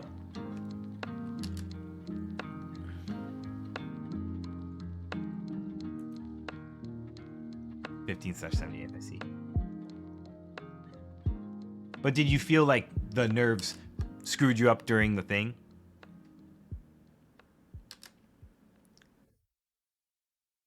Yeah. Well, last season especially, teams decided to make moves. I think especially teams like your team, Gilbert, made moves that were like longer term and stuff, you know? Like yeah. That's why I was saying, like, if you get contacted, letting them know how committed you are to getting better and stuff like that, it can, you know, those things can, yeah. Okay, here we go. Let's do this. I'm so close to another PB, I can feel it.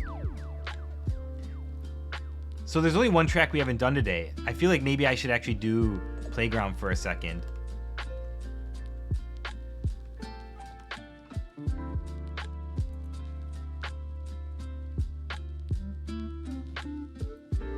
Yeah, you settle in. Honestly, I still have weird feelings throughout the day leading up to a race, but I don't get too nervous.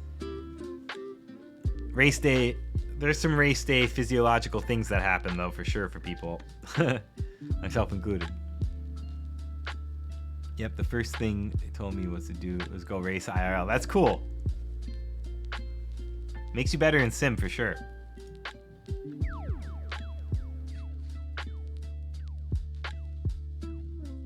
Oof.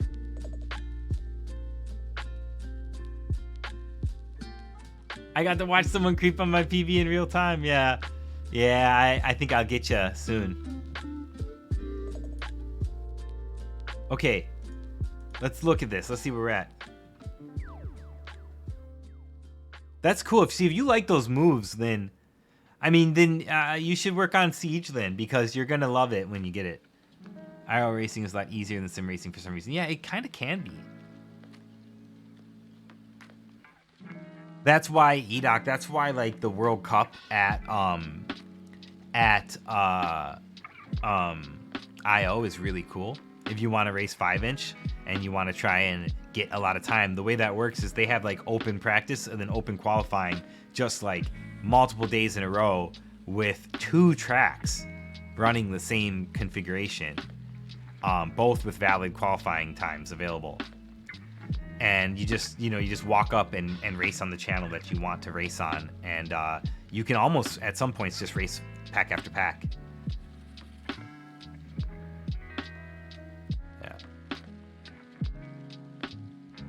Yeah, I mean, I thought it was really cool. Next year, I'm going to try and go if it works out, and I'm going to try and go as soon as possible, and spend as much time as I can on that track. I wasn't ready at all at IO this year, so that was my own thing. Like, I came underprepared, and I should have been prepared. Raspberry, you're flying great. I'm about to catch you here. Oh, that'll be super fun. I hope I go. There's a lot of random things that pop up in my life, and I have a hard time. Oh, did they go on sale? What's the dates of IO? I feel like I saw the dates.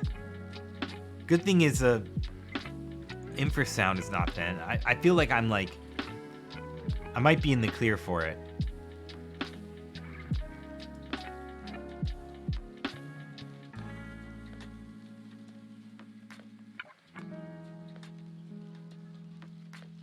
Guys, the thing is, I'm just gonna say this. If you think it's hard to wait for your race in real life, just try and wait for your race in DCL. Just seriously, you don't get to practice the track, and then when it's time to race, you do get like one run through the track. You get to run it once, and then you wait on the podium for your teammates to race if you're second, or you just race. And sometimes you're just waiting, and they're like holding for the race 2 minutes or something, and then Matt's talking about something, and so I mean you're not hearing it, but you know they go off on something, and it's like, you know, you're just waiting, and then suddenly like, okay, we're gonna go in about 20 seconds or something. I can't remember. It's pretty funny though. Every DCL pilot knows. You just hurry up and wait, and then you're like, oh, we're doing it. It's time to race. And now you only get one race. That's the wildest thing. In the round robin format, there's only one race per like matchup for each pilot group. So, oh, it's so crazy. Super early bird. 8 to 12. Oh, it's so soon. Ooh, I'm excited. Maybe I'll convince Athena to go. I think I'll get Hannibal to go.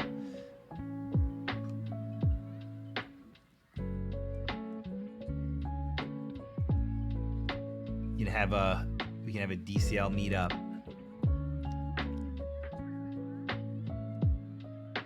I can't wait. I want to race the Tiny Whoop tent again because I want redemption. I'm so frustrated. I watched my video the other day from my race in that, and Skittles and I would have had an amazing race if I would have not screwed up my launch. Like my drone did an arm. I was a dummy, and I had a weird arm setup, and I screwed up arming it. Oh, that's really cool, Omega. Yeah, it's pretty close. Yeah, that's the thing, is it's pretty close to me, so for how cool of a drone event it is, I feel like I gotta go every year I can now that I went once. Oops. Oh no, somebody buzzed my door. My dog's gonna freak out. Okay, Pixel. Okay, I'm gonna go get the door. We're gonna stream for another 20 minutes on this track, and we're gonna call it a day.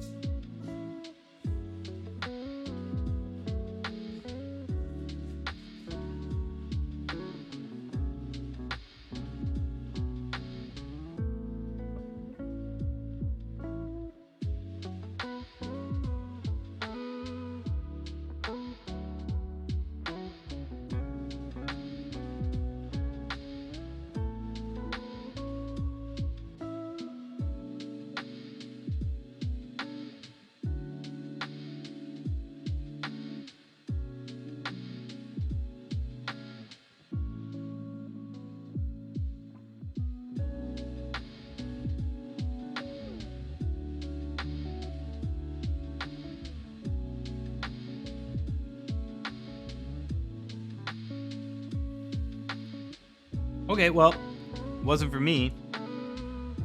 just gonna have a 1.5 week vacation. That's awesome. FP vacation.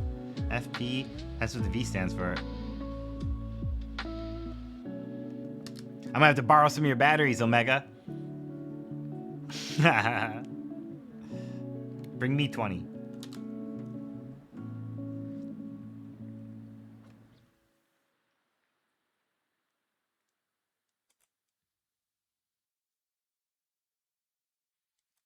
If you see me there, please come say hi and say that we were hanging out watching the stream and we said we'd meet at IO.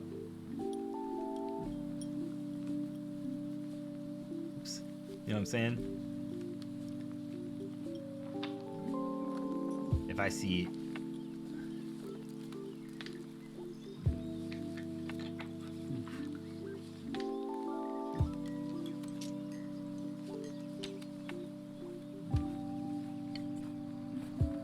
Oh, I don't need to kick the drone up so much. I need to tweak my rates, I think, still. I feel like I like these rates for a lot of racing, but in the DCL drone, I think I might need to do something just slightly different. FP vacations through the fallout of catching COVID in other countries is annoying. Yeah. Fortunately, Omega, you in the States, right? So hopefully that's less of an issue. That sucks, EDOC, though. I heard all about that, I think. Well, not all about it, but enough to be like, damn, that's annoying. That's kind of the trouble with doing a lot of travel during all this, and that's probably one of the main reasons why DCL felt like they didn't want to do the live events all over the world, because of the disruption that those types of things can cause for people. You know, how do you compensate somebody who gets stuck somewhere for 2 weeks or something? You know?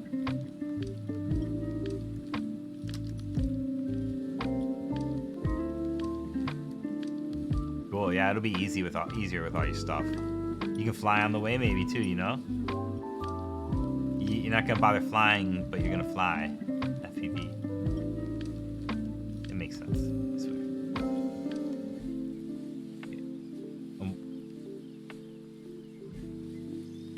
Yeah, that's not easy. But yeah, you're lucky. Yeah, it's fortunate that there's, you know, a lot of people have the way, like, you could either morph into doing something remote or be remote in that type of situation. Well, that's not gonna work for getting stuck with quads and a bunch of top pilots for 2 weeks sounds great. Yeah, but the other people weren't stuck. Though in Arizona, there's a really good scene. But you know, you should be pretty isolated if you have, you know, the virus, so. I mean, yeah, you could go outside and fly.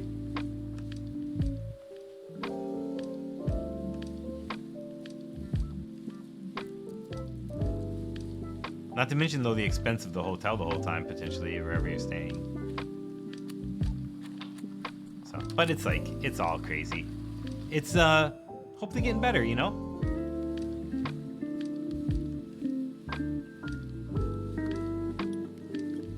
My city and my state is trending the best we've trended yet for like lower hospitalizations, and they're rolling stuff back slowly. So, you know, my city's been pretty intense in Chicago the whole time. So in terms of protections, which has been in the end really, I think it's helped tremendously here deal with it. So it's interesting. Quietly doing our thing over here in the Midwest.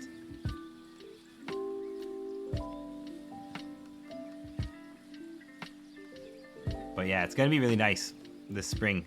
It might be a little bit of a spring magic where things kind of have some normalcy, you know? Might be pretty exciting. Oh, that's cool. COVID insurance. Oh, wow. Nice. That's cool that exists. Yeah, I mean, there's a lot of things that can be not cool about it. That's a little bit intrusive, you know? But, yeah. Pretty crazy. But, you know, hey. Coming round in the bend. We'll be back to IRL racing all over the world in exotically cool locations soon enough.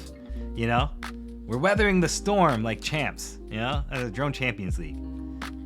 Nothing we can't handle, you know? If we need to. It's gonna happen. It's gonna be pretty fun too.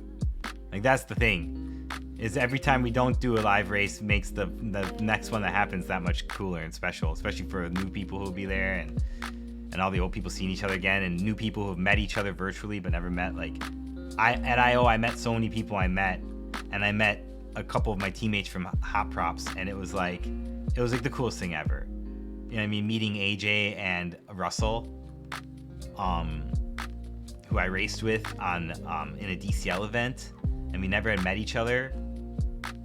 You know, we raced in the Prop Town Grand Prix in 2020, and we met each other, and I brought my jersey. I wore my Hot Props jersey that we wore on the thing. It was great. I don't think there is ground effect. At least nobody's shown it to be effective. I've never seen runs take advantage of it. Dude, that is amazing. I'm gonna have to get that. I should tell the company I work with to get it, because I had to make a special arrangement with them that, like, in our deals, that, like, they would deal with some of that if it happened when we were on the road during this. If I got sick and had to, like, stay in that other place, and, like, that they would cover those costs. That's interesting. I never even thought about that people have made that. Insurance. $26, that's nothing. That's nothing. Especially with the likelihood of it happening. You know, the likelihood, especially right around then too, it was kind of popping off a little bit.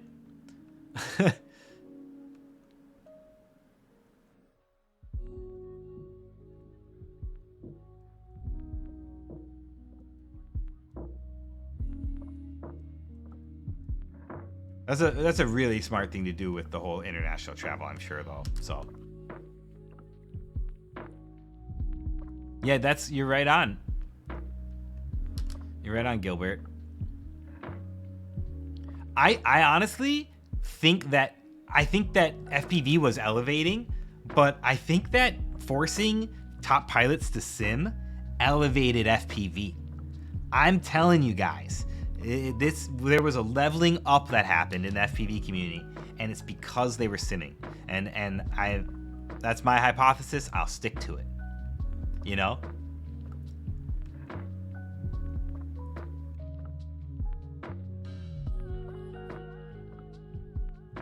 I'll stick to it until I do the research and ask at least one person who anecdotally can confirm my intuition, and I'll claim that I am correct. That'll be good.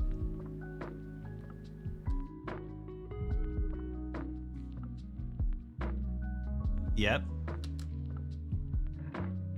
That's right around the time where I was starting to compete, Jura. I did my first tournament, my first, like, big, I won my first, like, I got on the podium in a tournament online during that time.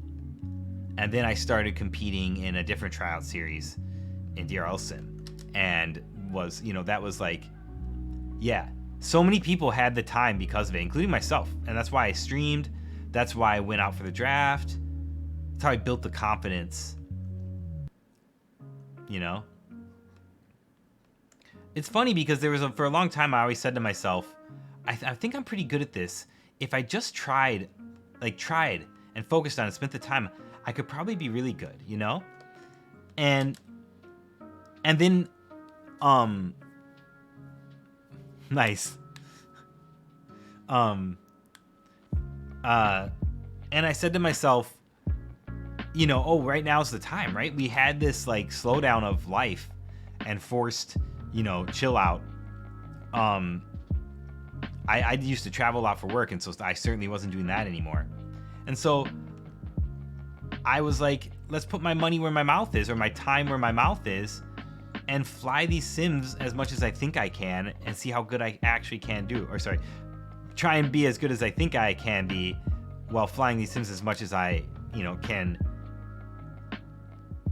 Like, I had the time, essentially, is what I'm trying to say.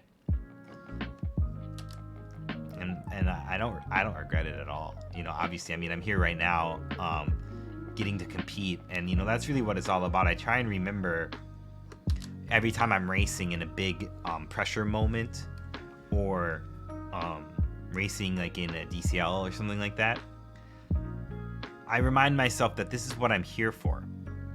You know what I mean? It's not something difficult. It's not a punishment. It's not gonna stress me out too much, right? It's what I wanted, right? I wanted to race against the best of the world. You know what I mean? And I know that sounds, it's weird. And when you remind yourself that you came to this competition, even if you're not racing against the best in the world. I don't fly enough IRL. I live in the city in Chicago, so it's hard for me to get out to a good practice field, but I have a new practice field I'm going to go to a lot this year, and I'm going to try and stream my practice, and you guys will see that I can smash tracks IRL too. So.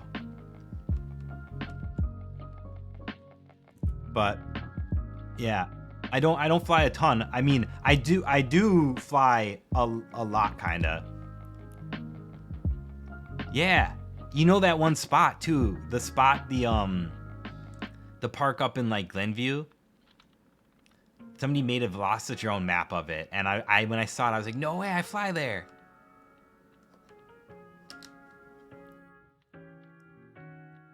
That's cool. I might go to the Friday night Whoop thing tomorrow with them. So if anybody's gonna be there, I might be there. I'm like, and if somebody says they're gonna be there, it might even make me more want to go. So.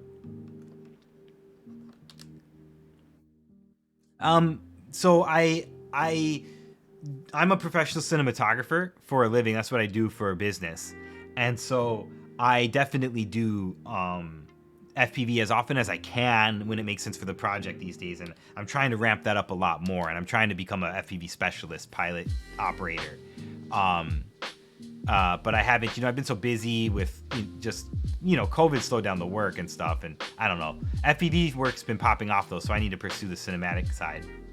But the reason I got back into simming again was because I saw how much more potential there was to film with the modern stabilization and stuff on GoPros and stuff this was back in like 2019. And I was like, you know what? I'm going to practice a bunch. And I started practicing freestyling and cinematic flying. And all of a sudden I was like, you know what? I'm going to try racing. And somebody showed me how to have a good racing setup. And I was like, oh, this is really fun. Like with the correct camera angle and everything. And like, I was like going like I was enjoying it so much. And it just basically was like a rabbit hole. And then I got so much better at every other type of flying I do, because racing is the thing that makes you do very specific things and learn a lot about your skills and the way the drone flies and what's optimal, what's smooth.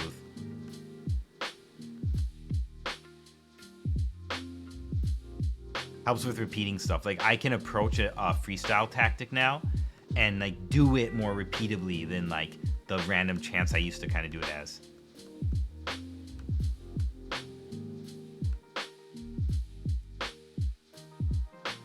Okay. There's a ton of FPV work here. I just moved here from Michigan and I had no work there. Where are you? Yeah. Wait, oh yeah, you're in Missouri, right? Yeah, I mean, I just need to connect with the right people and also promote myself in the right places, because I know I have the skills. I have the FPV skills clearly. I need to get some of the different equipment options, but I'm kind of just waiting to do it as I need them. Yeah, I know what you mean with the whole hobby into a job thing. And that's why the thing is, this was already kind of like, I already had my Part 107 for flying like other camera drones, and I had built FPV. I had put FPV systems on camera drones in the past, and I had put in like as early as 2013, I had an FPV set up on my hexacopter that would fly two first generation GoPros, one as my FPV. But but I was flying those things, a lot of times line of sight, and then it was weird. We did a lot of different things. I had a dual FPV system on my big Iva S900 that I still have, a DJI S900 that is like, a big hexacopter that carries a large camera on a gimbal underneath. Not large, but a DSLR. And that rig, I had an analog FPV camera off the front as like a confidence pilot camera in some scenarios. And then I also had a really nice HD video transmission system that I reverse polarity. I don't think it's important to get better at racing to be able to line of sight. I think they're two different skills. I think that if you're really good at line of sight, you can pick up racing probably maybe kind of fast. And if you're really good at racing, you might be able to pick up line of sight, but I don't think it goes as well that direction as the other way. Because line of sight is like my first experience simming was actually line of sight simulators. So, yeah. I've always wanted to see line of sight whoop races too and stuff, or line of sight whoop races with like a ton of whoops, because you don't have video interference then, and you can have like 50 plus whoops going in like a swarm. You could actually have more than that. Like I want to see like a big swarm of whoops flying a stadium. Problem was I don't know how you would like know which whoop is yours, you know, so.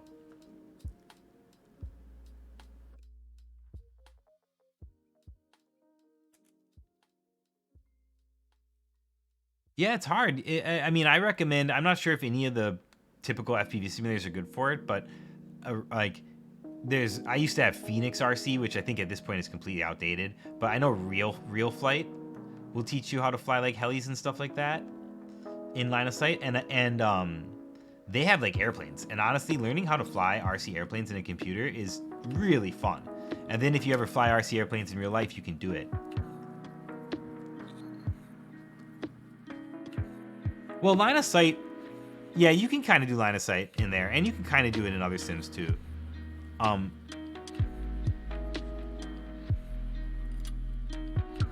Oh yeah, they've added some like more like drone functional, what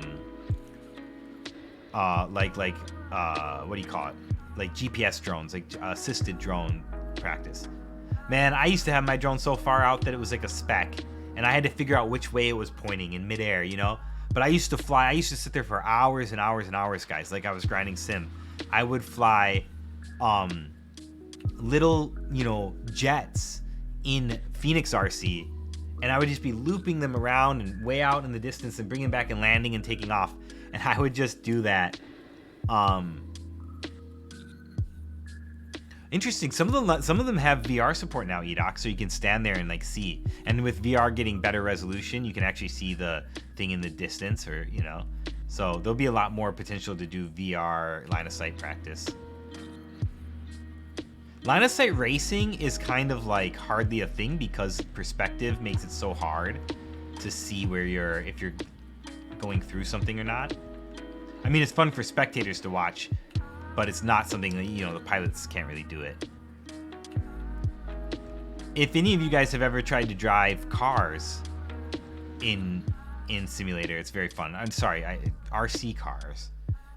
I enjoy that a lot too. That's, you know, the most important thing that you have to do in line of sight that you don't do in FPV is maintain orientation in your mind, right?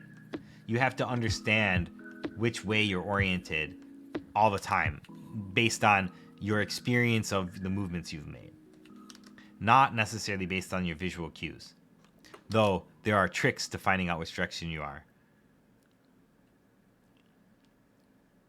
Yeah, it's harder to see, and drones can be especially hard to know which direction you're facing and stuff. But what I used to do is I would turn the drone, you know, I would turn it a little bit, move, see if it moves side to side more than less, and then does it seem to go further away? And then sometimes I would look, if I had data coming back from the GPS, I would look if it was getting further from me or closer to me. And I would go until the closer to me number comes back if I was trying to bring it back home, you know? Because there are some times where I'm maintaining visual line of sight, but it's like a speck in the distance, you know?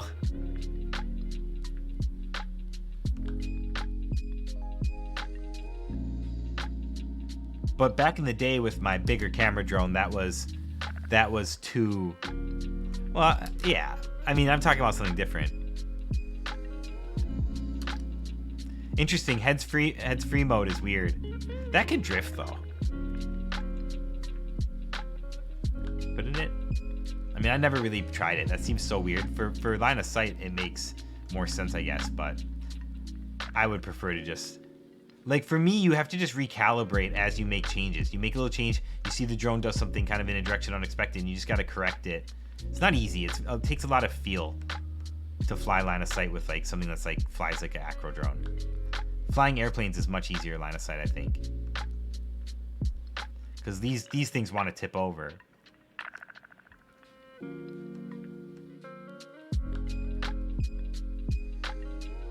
No! Oh, I had a PB. I'm gonna get a better PB though. That's a good tip. Anything you can do to differentiate the one side from the other. Most of my drones had something like that. But some days it's hard to see. You guys are right on.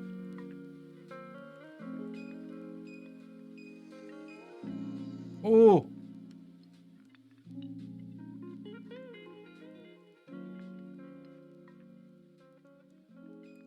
I had a good run going. I feel like I'm finally warming up to the sim again.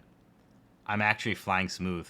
My first day back in that DCL speed run, I was not ready to fly a speed run. No! Oh, I'm choking. Yeah, Quad Mover's a maniac. I mean, the only people who are more impressive to me than Quad Mover, and not to say that Quad Mover can't do this, is the people who fly 3D helis like crazy. 3D heli stuff is wild. I wouldn't be surprised if 3D heli stuff gets even crazier too, with some tech. But yeah, Quad Mover does sick line of sight stuff. It makes me want to fly. Quad Mover's the only person really making me want to fly line of sight FPV. Not FPV, mini quads. It's a lost art now, you know?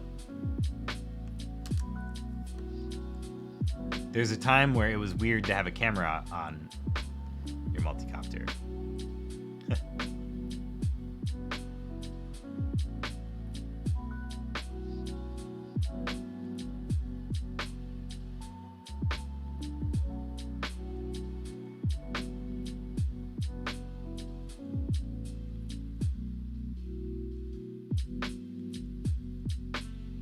No! Oh, I'm getting so goofy. That was a great first lap, guys. Yeah, RC Addict too. He likes to do, I think that's the guy that does like he'll do those like punch outs.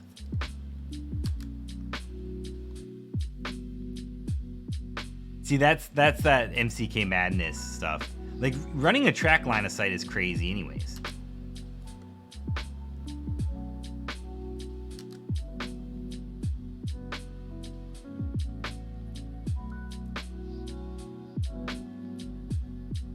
Line of sight dogfighting, that's fun.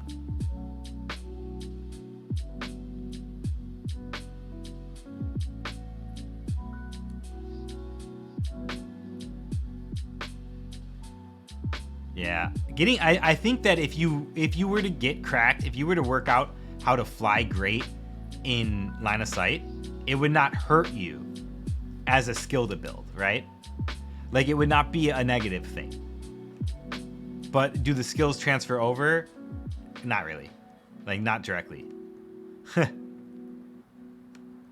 But, you know, exercising, building those skills is even something. You know what I mean? So...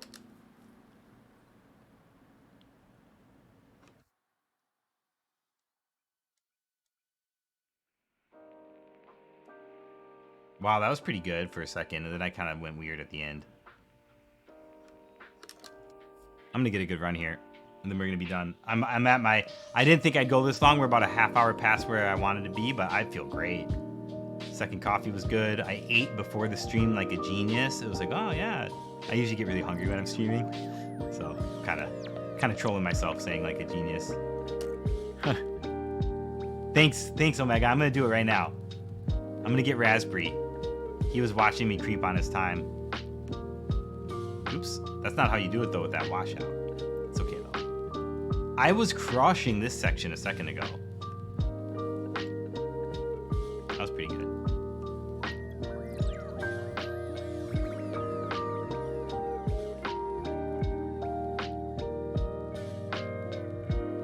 Oh, so squirrely.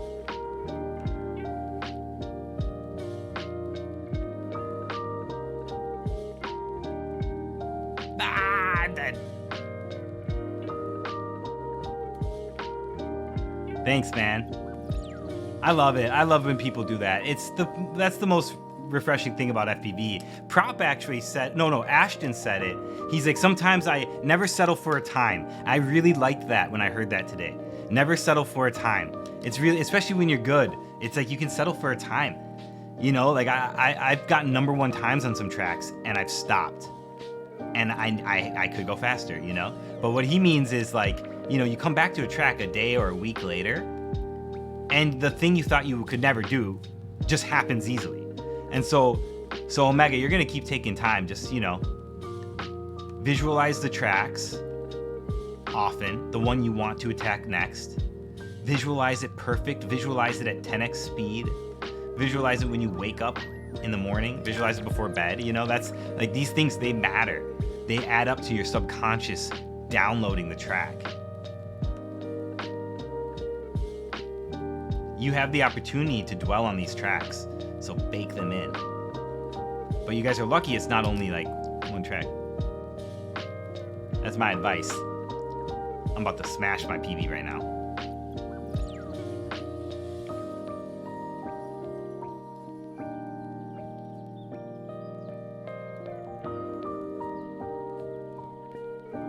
No, that was pretty good.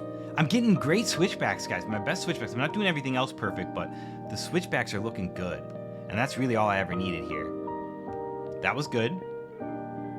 This turn I'm not doing well. I'm missing it for some reason, but we're okay. It doesn't really matter.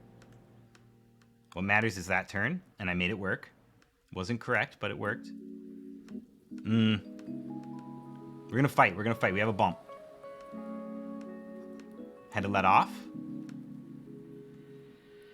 Here we go.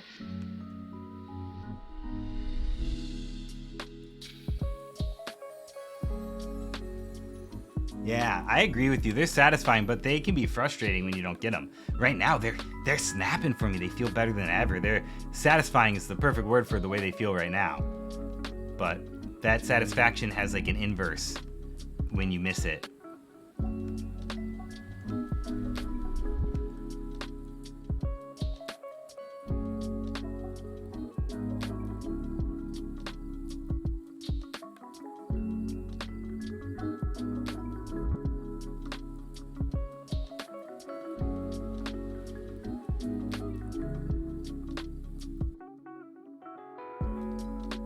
No! Oh, I knew I was.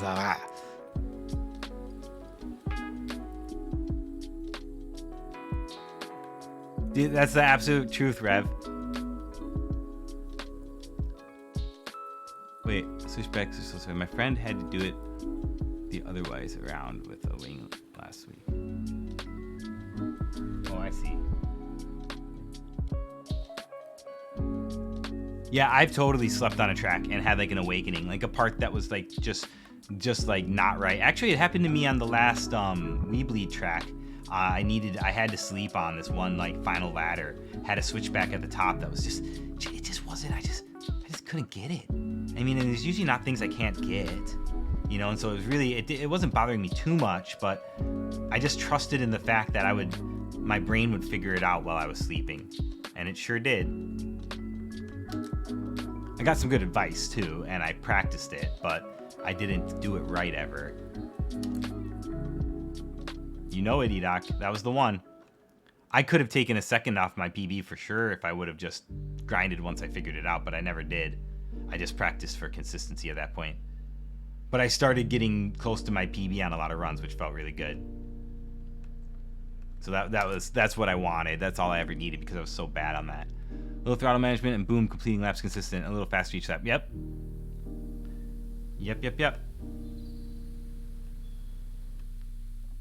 It's weird when it's like easy or like you sink some sort of large gap on yourself and like, wait, what did I even do? You know what I mean? You're like, how did I do better? That's kind of what Ashton was saying, and I absolutely agree. Like he's like, come back to the same track and you get a second off of a time you thought was never gonna improve it. But that's such is the that is the trickiest thing in teaching people what it means to go fast in drone racing.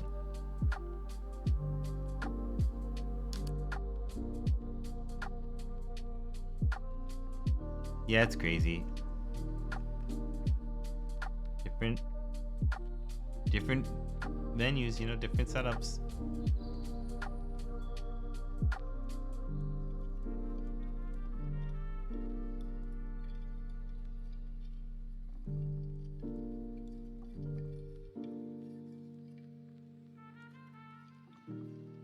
I was slow into that. So scared. No fear, guys.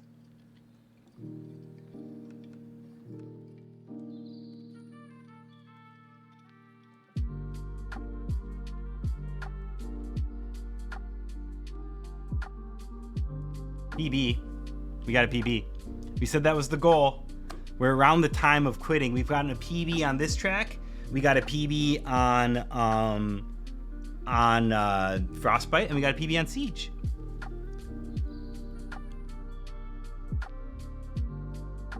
Nice.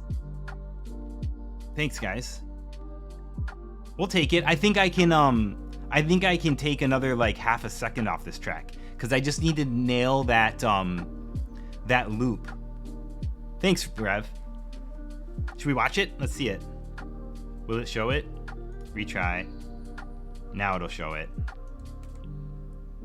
Oh, I could have seen myself versus my last one, I think, if I would have done that. All right, what did we do? Nice tight. My opening was really good. I'll take this opening all day.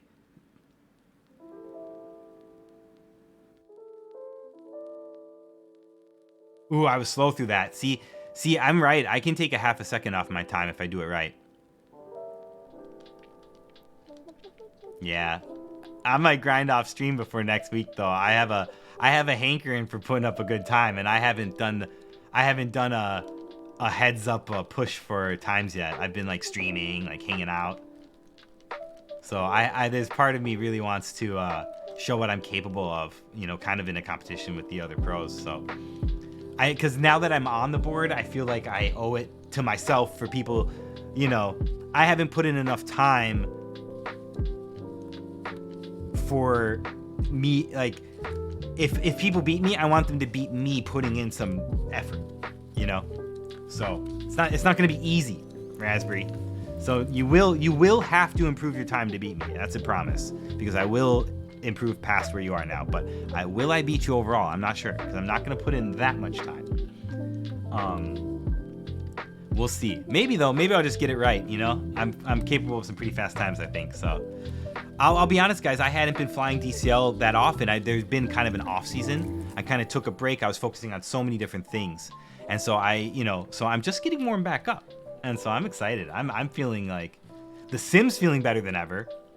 I'm excited about the new update. There's, you know, it's like the draft's here, and my team's pumped for the next season. So the China Dragons are going to be going hard. We got a taste of the podium. I mean, I could load it up right now. Is there anything cool to see immediately?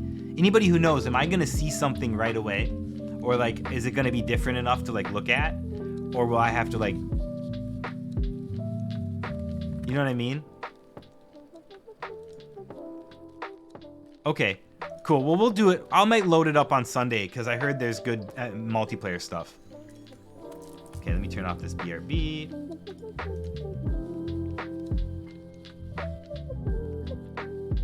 Oh, cool, they got the skin in.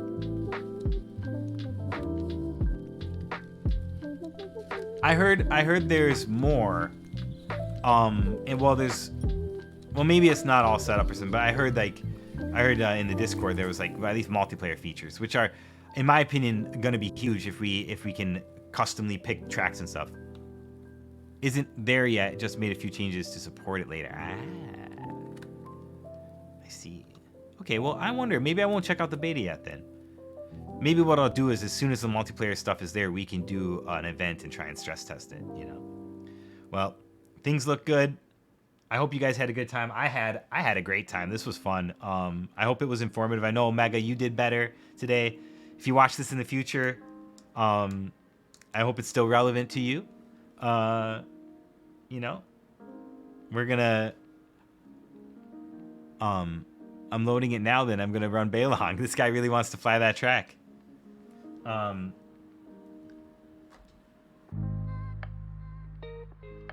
Yeah, Rev. Congrats, guys. I'll be keeping an eye. I mean, I don't know. Not all the DCL pilots or pilots in general are like me, but I'm a guy I'm keeping an eye on everybody all the time. I'm kind of a team builder myself, so I think I'll inevitably, you know, I did just build a championship team in a different thing, so I'm trying to keep that kind of thing going. And so I think part of the reason I've had success with it is because I keep an eye on what's going on. Well, that's super exciting, Omega. It's gonna be 4 or 5 p.m. Central Time. I can't remember what I said. I should get it. I think it's 10 UTC. Thanks, Gilbert. We're gonna do better this year because I'm gonna be sending it. Like, I'm gonna be pushing Creator and Lego and Kenrick. You know, I'm gonna take those guys down. Yeah, definitely. Cool. Well, I'll be streaming tomorrow doing some whoops in my house. And who knows, if that doesn't work out, maybe I'll hop on and do some draft stuff. So I'll be doing IRL whoops on a cool, crazy track in my house for at least some point tomorrow on my channel. And then I'll be back on this channel on Sunday. And I really appreciate everybody hanging out, and you guys rock. Fly, you fools, you know? Peace.